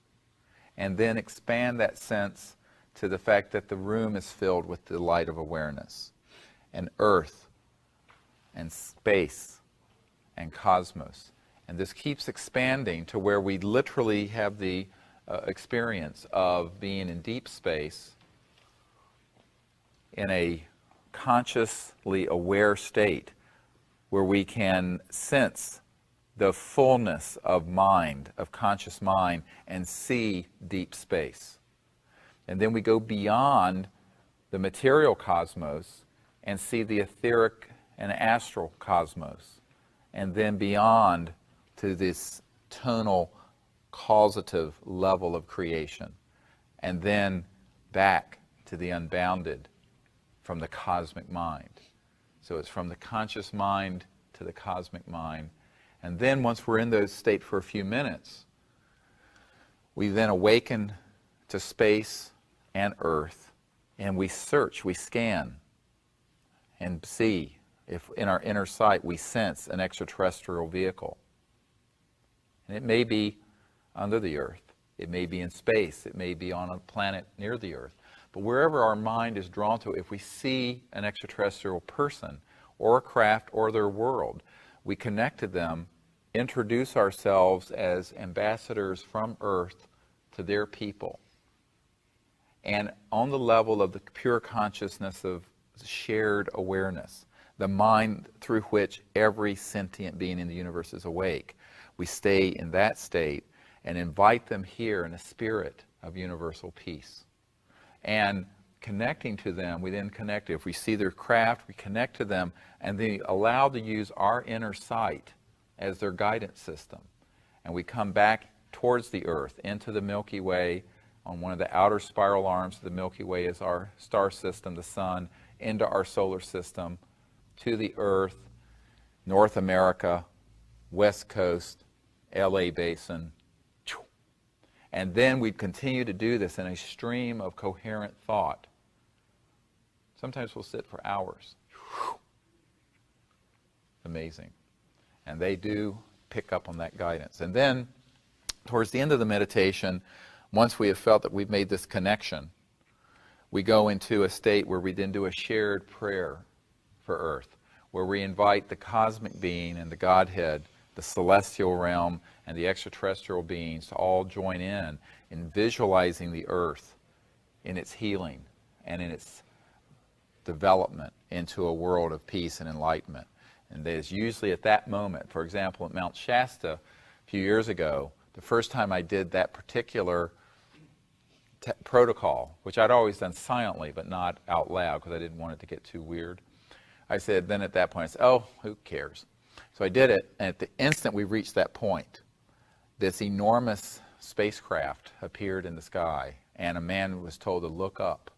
And in deep space was an object moving that was at least several hundred miles across, perhaps several thousand miles. It was seen from southern Canada down to LA, and it was moving under its own steam, and it was interacting with us. And it was these 3 points, like 3 stars, but it was enormous. And in the middle, where you should have seen stars, was just distorted because it wasn't, that part of it wasn't quite materialized. And I knew it was this massive tetrahedral spacecraft that we've had contact with. That's an interplanetary center in deep space. And they were moving in at exactly the moment that we reached that point of the transformation of Earth. And it turned, if you can imagine the triangle in Pegasus, if you know the star, how big that triangle is in Pegasus, it was that size. Huge. Moving, and it moved across, turned, came over towards us, then went out. And as it was leaving, I signaled with this laser that I have, and the end of it that was leaving away, this brilliant flash of cosmic light came out of it and into the group. Beautiful. This we have a videotape of, by the way. So this is beautiful. It's very. This is a wonderful one. It's not legal. Had some Chinese company made it for us. But we do have ones you can get. And this is wonderful because when it's dark at night, you can. This will go through, if it's clear air, it'll go 100 miles. And actually at Sedona one year, we were there and a craft came over and I went, and it bounced off the underside of the craft and bounced back into us. It was a highly burnished craft that was right overhead, but it was up high. It was amazing. It was boom. So at night that makes a green beam that he can point out things in the sky with. You can follow the whole beam. Yeah, it's amazing. So we use these. We usually have a lot of these on site. And then we have the tones that we use, and Raven will play those for you. She doesn't know that's her seat. This is your seat, and everyone needs to be in the circle, of course. You want to have a seat and play this? She has her little mouth. Oh, yes, if you want to play them, yes. And just listen and be silent for a minute as you hear these. We play them, but we also transmit them over radio frequency.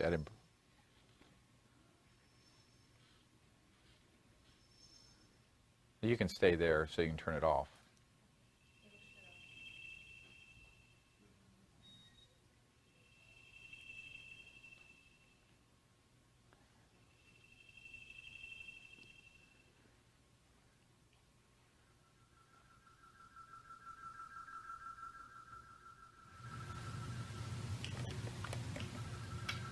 These are ET origin.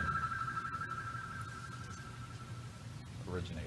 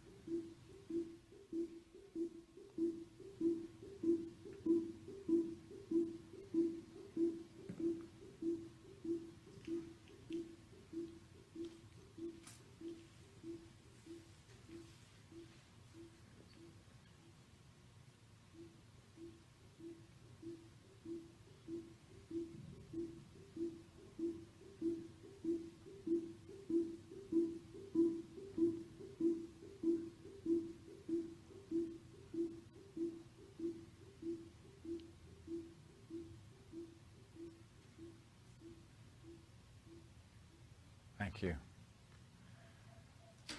Those are all received sounds? These were tones, as I explained earlier, that were received and recorded by BBC in England the year before the landing at Alton Barnes, but in one of these crop circles. And we transmit these. We also have a three-dimensional version of these that we also use that was done by a very excellent musician who's on our team. Welcome, Raven. Thank you for that.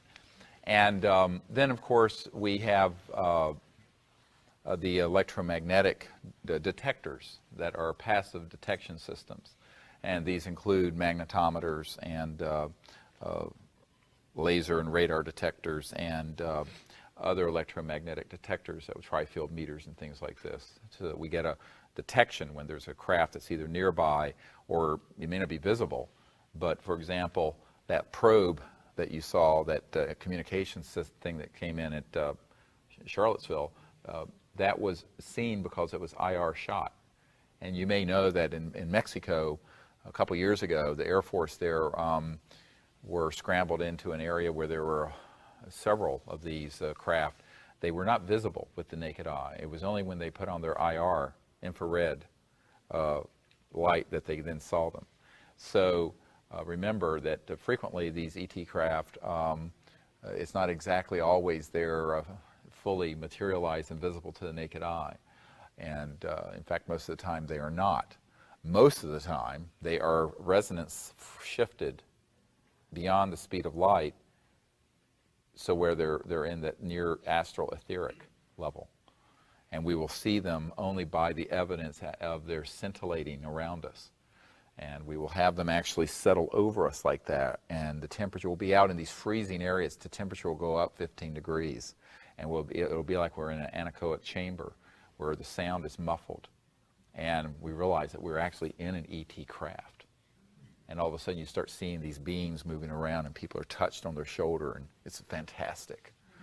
And we do this, of course, this has always happened with these expeditions. And then, of course, for people who aren't quite getting the more subtle way that they'll appear, there'll be something like this one that flew over, wah, wah, wah, wah, wah. Or a brilliant light will appear, or an orb will appear and float through the group or outside the group. So the fundamental techniques involve just what I've described. I mean, I just want to go through it quickly. You can visualize us sitting out in Joshua Tree or up on Mount Shasta or in the Colorado desert doing this for 4 to 6 hours at night with these tones intermittently played, and then silence, and then the meditation. And it's something that builds over the course of the week, particularly after they've been able to scan the group, and the group begins to become more coherent. And that could take a night, or it could take a week, or it may not happen. Depends on the group coherence. So this is why the whole is greater than the sum of the parts. But if there's a part that isn't coherent, it can affect the whole as well. And particularly when you're asking for a civilization to appear. And again, as I mentioned, they are not going to do anything that is frightening or upsetting to people, contrary to what the popular myth is. They're extremely kind and very compassionate and sensitive to that. And so that's why the ability to get into this deep state of cosmic mind and experience cosmic consciousness and remain there centered in this pure state of awareness is the doorway that opens up the possibilities of contact up to and including a full meeting and diplomatic meeting with humans and these visitors. That's what they're waiting for. They're waiting for us to be at that level of coherence and unity and peace. And then everything's possible. Any questions about the protocols before we start the... We're going to do a short meditation that sort of demonstrates what I've described. Of course, we're not going to be playing the tones during the meditation. We don't. It's just silence. But about the concept of what we're doing. Great circle. One of the things I like to do, my wife gave me one year for our anniversary this Tibetan prayer bowl. And again, tones are very important, and pure harmonic tones have an effect in consciousness. And this is, of course, a mantra, is the sound component of thought. This is why in every society, in every culture, there's this theme of tones or chanting or sound as a way of having the mind become centered and pure. So I like to start out with this. And the way to use this, I'll be ringing this bowl as we're sitting with our eyes closed, and follow the tone. Let your mind just rest on the tone. Don't try to strain. Just let it come into your mind and let it rest. And let the tone just be a point of focus, lightly focusing. And you will find that even after I've finished ringing it, it will continue to be heard in consciousness. And follow it to the point of extinction, to where it ends. And you will find that you're at that point of deep consciousness, where you can become aware of the mind that's watching the tone. And then we'll start the meditation, the guided meditation. Everybody understand what to do with this tone? So I'll ring it. Sit quietly and be comfortable, and you can close your eyes.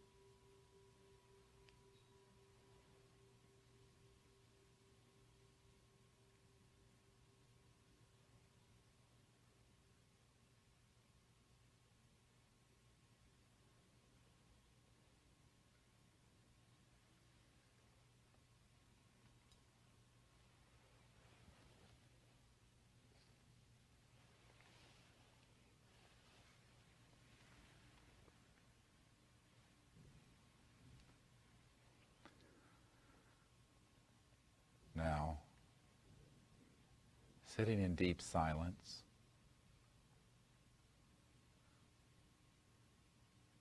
become aware of the mind, the consciousness, perceiving sound, light, thoughts, self. And see that the spirit of this mind, the essence of this pure awareness, is an omnipresent, silent ocean of conscious light,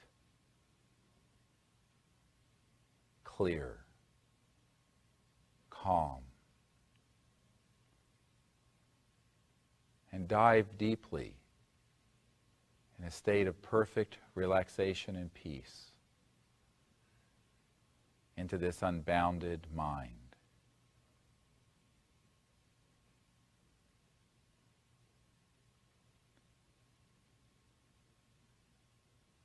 see that each of us are awake. And this silent aspect of the mind is universal.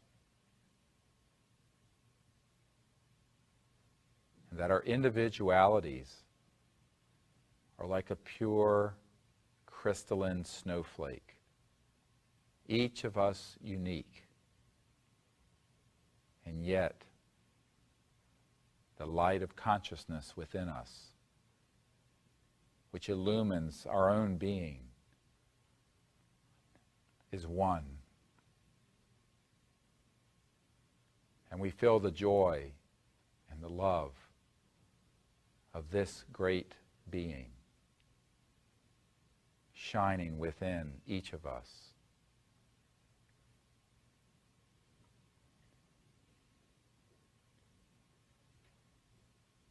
And as we dive more deeply into this infinite ocean of consciousness,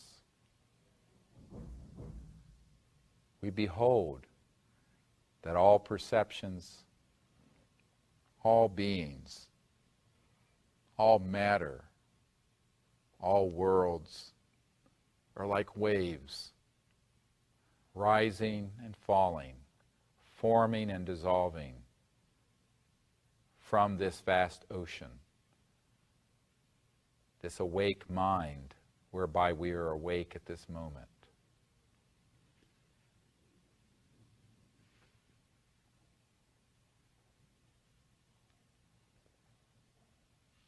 With complete freedom now, go into the innermost silent part of this infinite being and watch as the waves of perception rise and fall. And see that this is our true being, eternal, beyond the limits of time, infinite, beyond the confines of space.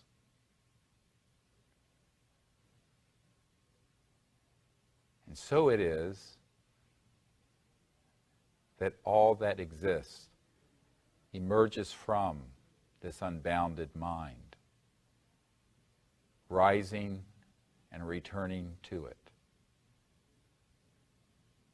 And this awake mind whereby we are conscious right now is that single light of cosmic awareness.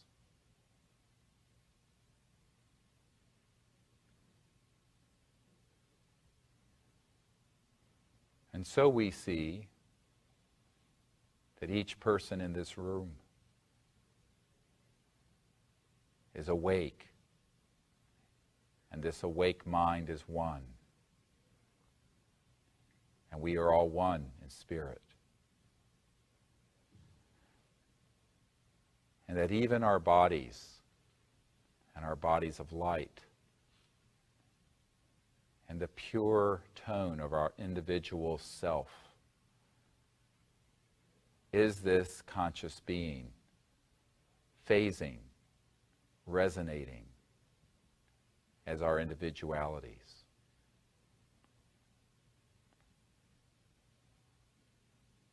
And we are all struck at the beauty and the peace of being in this eternal home.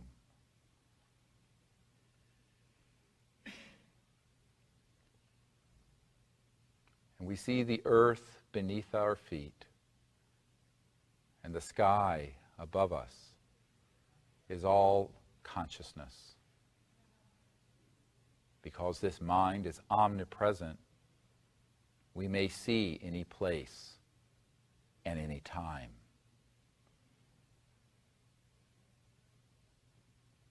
On the wings of this unbounded mind, let us soar then into the sky above us. And as we rise above this hotel, we see Los Angeles receding and the Pacific Ocean to our west, and the mountains to the east. And the lights of the city are shining. And as we go up into the atmosphere, we now see the curvature of the earth. And we behold the entire earth, a beautiful orb, perfect, shining, spinning within this unbounded being of cosmic mind. And we see the earth is conscious, and she is awake. And we feel the infinite and unconditional love of earth for each of us, her children. And gazing into Father Sky, we see the other planets and the moon and our star, the sun. And we see them emerging, coalescing, manifesting from this cosmic mind, swimming in an ocean of pure consciousness and light. And as we expand further, with complete freedom, we go into interstellar space, and we behold the Milky Way galaxy, a beautiful spiral galaxy with billions of star systems and countless planets with civilizations and people and life.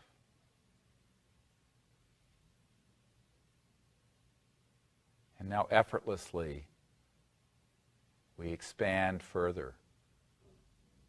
And with the fullness of cosmic mind, behold intergalactic space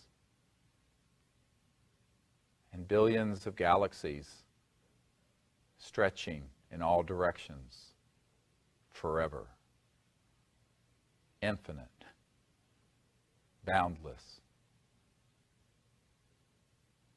And the awake mind, whereby we are conscious at this moment,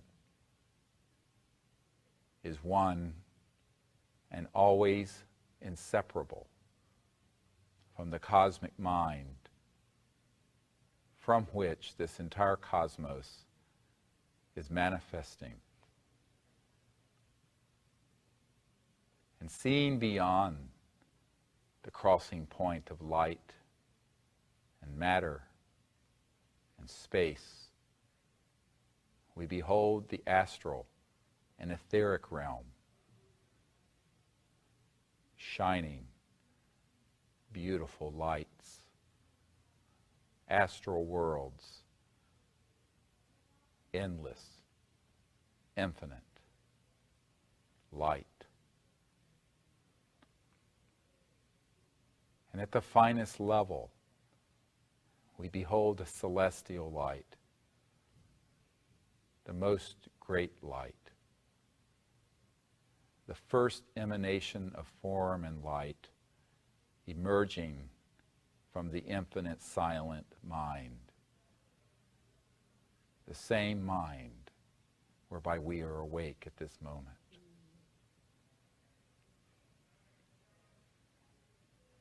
And passing beyond this finest celestial light, we hear this pure tone, the aggregate tone of all form, the sound of the cosmic being, the primal thought emerging as sound, manifesting stars, worlds, beings, people.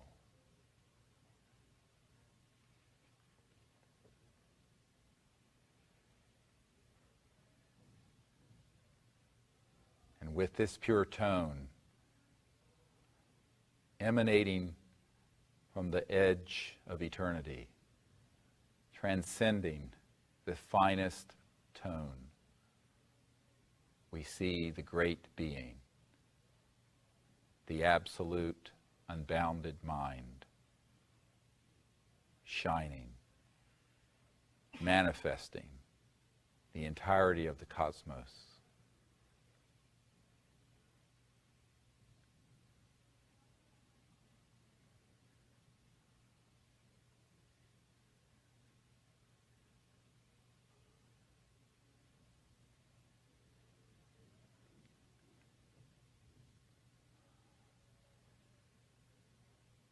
Being thus established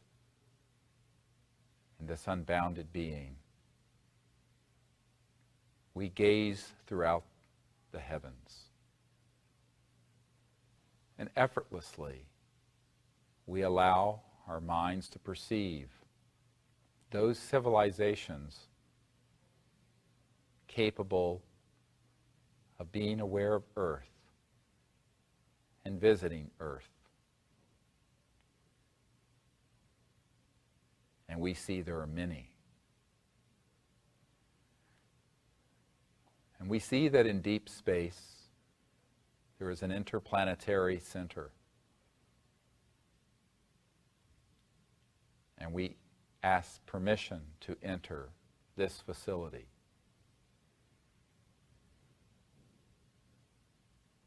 And as we enter, we gaze into the eyes of those extraterrestrial people, and we see them watching us, and they see Earth, and we invite them in this spirit of cosmic being, acknowledging we are all one people, one conscious life, emanating from this unbounded self. And as ambassadors from Earth to their people, we welcome them here in a spirit of universal peace.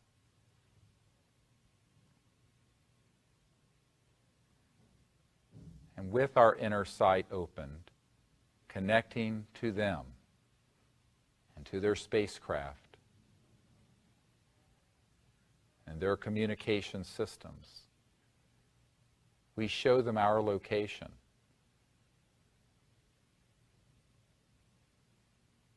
And we show them the beauty of our Milky Way galaxy. And on one of the outer spiral arms, the sun. And as we zoom in to our solar system, we show them the third planet from the sun with her single moon.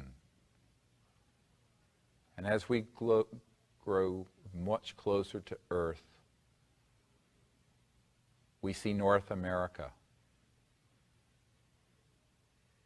which is now in the darkness of night. And as we approach the west coast of North America, we show them the cities of Southern California and the Los Angeles basin. And this hotel near the airport. And we invite them here, and in whatever way is safe and appropriate for them at this time and place.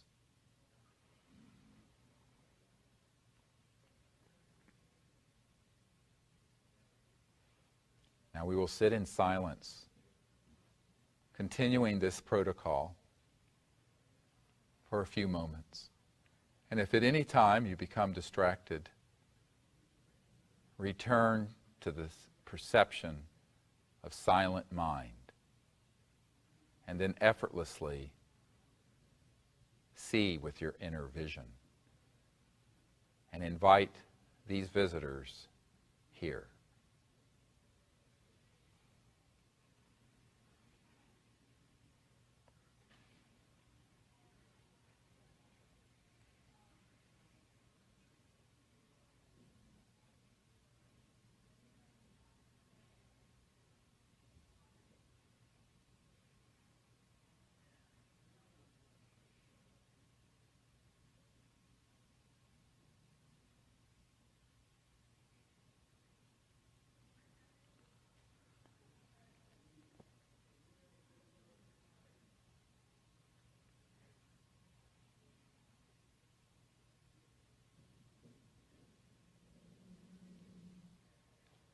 Now, let us take one another's hands.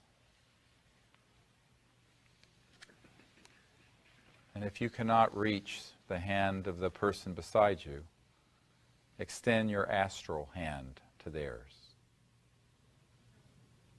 from your body of light.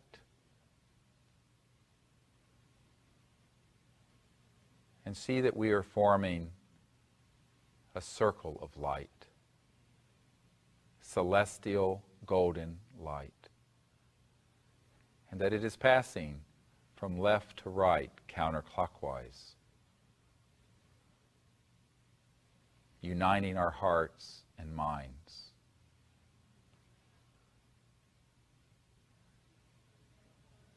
And empower it with the full power of your will and love and intention of peace. And in this unbounded consciousness,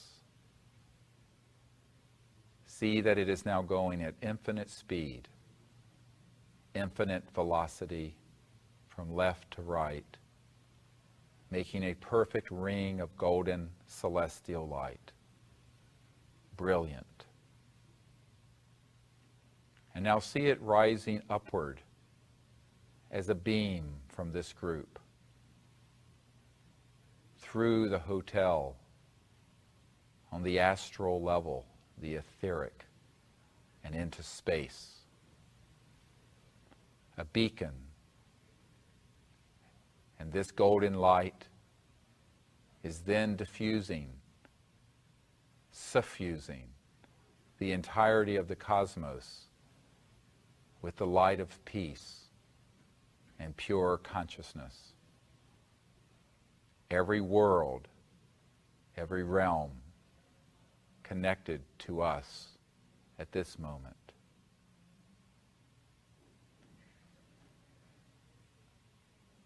And we see these extraterrestrial peoples joining us and the celestial realm and the realm of the Avatar, the most great light.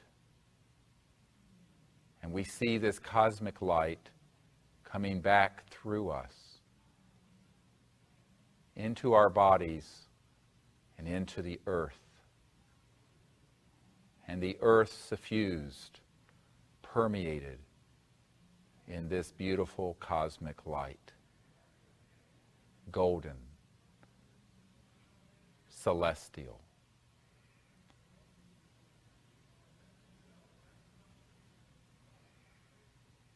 And we see this light from our heart and our mind, connecting to them and through us to all beings on earth.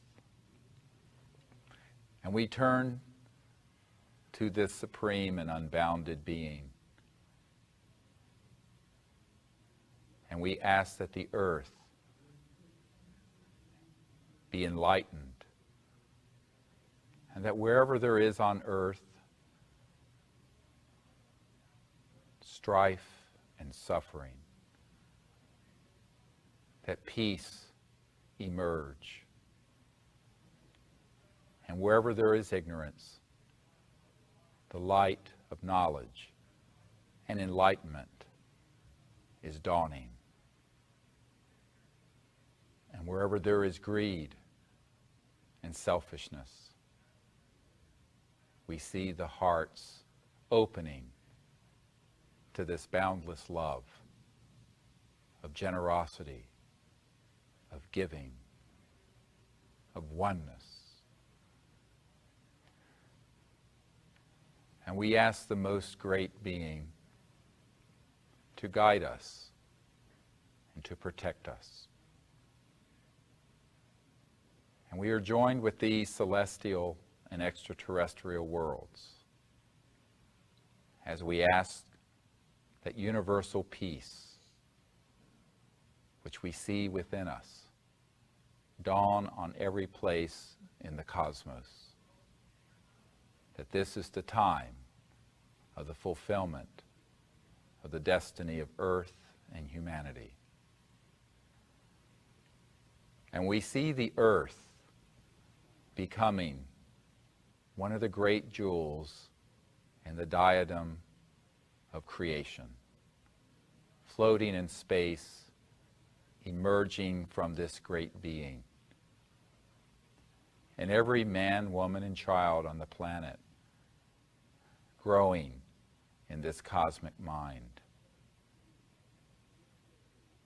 And we see the wondrous sciences and technologies long withheld from the earth's people, unveiled, and all poverty dissolves into abundance, and all want is extinguished. And so, through the passage of time, we behold the earth as an island in space, connected to all other worlds, with her people enlightened, and a permanent and universal peace established. And we go forth in the state of God consciousness and universal peace to the worlds beyond.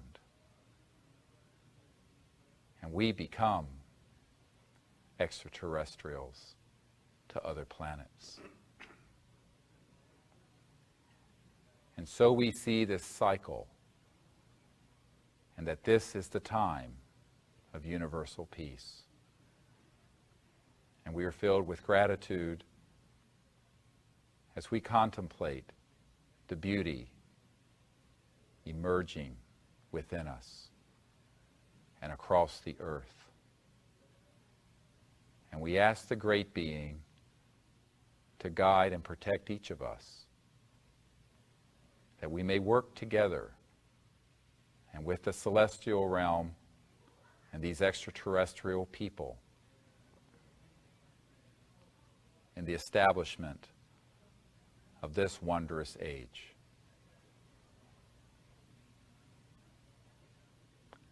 Namaste.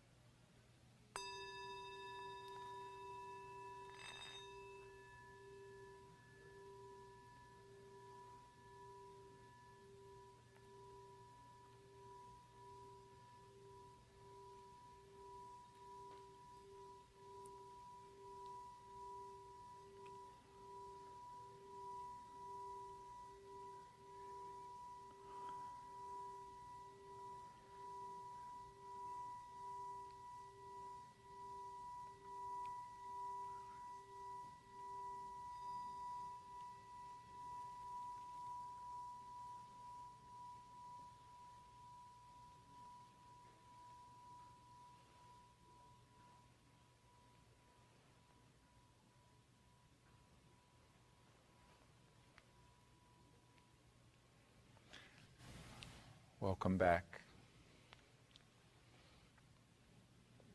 We never left, but we did. So that's just an introductory meditation. I hope it was a good journey. What did you see? What did you feel? See a lot of light and all kinds of forms and shapes. It's beautiful. Yeah, it's very beautiful. Did you meet any people? See any spacecraft? Who's coming? And when? You can see doing this for hours out in the beauty of nature, sitting upon the earth in a circle, and the power that would be created there and the opening that would happen. Of course, during the day, we spend time teaching meditation techniques and practicing the remote viewing with practical exercises. We have a number of them we do.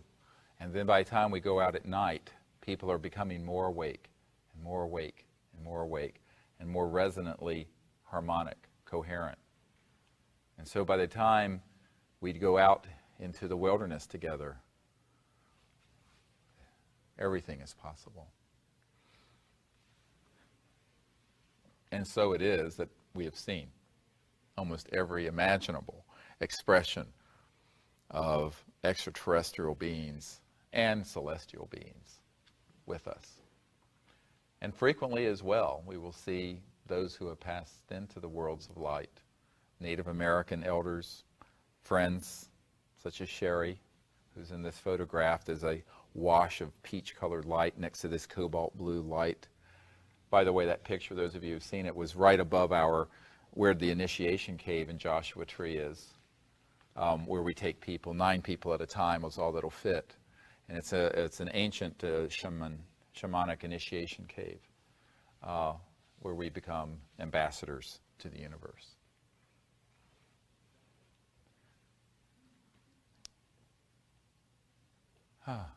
Yes? Funny you should say that about, I first saw a lion person, and then I saw a person that the closest thing they looked to was a Native American chief. And I said, it's an alien, it's an extraterrestrial, it can't be a Native American. But maybe that's exactly what he was, with very pronounced cheekbones and heads up. Well, I would like to thank you all for going on this journey with us. It's an introduction to what we do.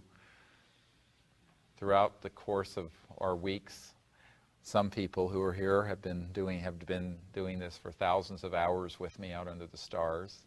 It's a wonderful journey, and it is something that is transformative not only for ourselves, but for the earth.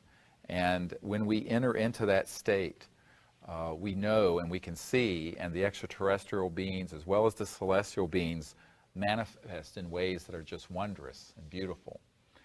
And what I would encourage each of you to do is to join us at some point if you have time on one of these expeditions. But even if you can't, we have the meditation tape that helps with this technique on a CD. And we have a training kit that you can get that has all the tones and everything. And you can form one of these contact groups wherever you live. You don't need, in fact, it's probably optimal to have a group of 3 to 8 people, because it's much easier to reach harmonic and coherence.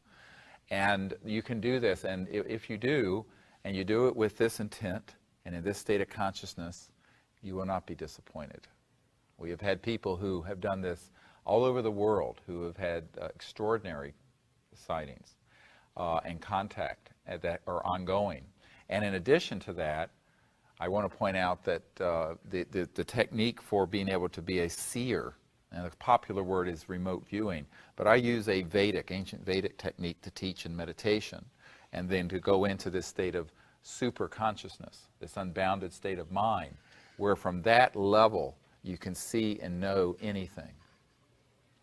And in fact, one of the men that I trained, Bob Haregrove, when Art Bell had the contest a few years ago where he put something on his refrigerator to see who could see it, one of these, and he lives down here in San Diego, and he's just a regular guy who's like a title examiner or something like that, and he had been on these and he took that as a task, went into this state of mind and saw it and called up on the radio and said, "It's this." And Art Bell was so astonished, he didn't think anyone could actually do it. And it was a CSETI remote viewer. So this is a very powerful technique. It's Vedic, and it's unitive. It goes into that unitive state of mind, as opposed to the military type of remote viewing that is actually, in the long run, destructive to your capacities. This is a holistic approach that gives the dawning of the light of this unbounded mind that unfolds. And as you go into it more deeply, you will see that anything can be perceived at any point in space and time, and that every human being has this ability. Don't think that it's a gift that a few people have. If you're awake, you can become aware of that awake mind in the deepest and deepest way, and then see any place in space and any point in time.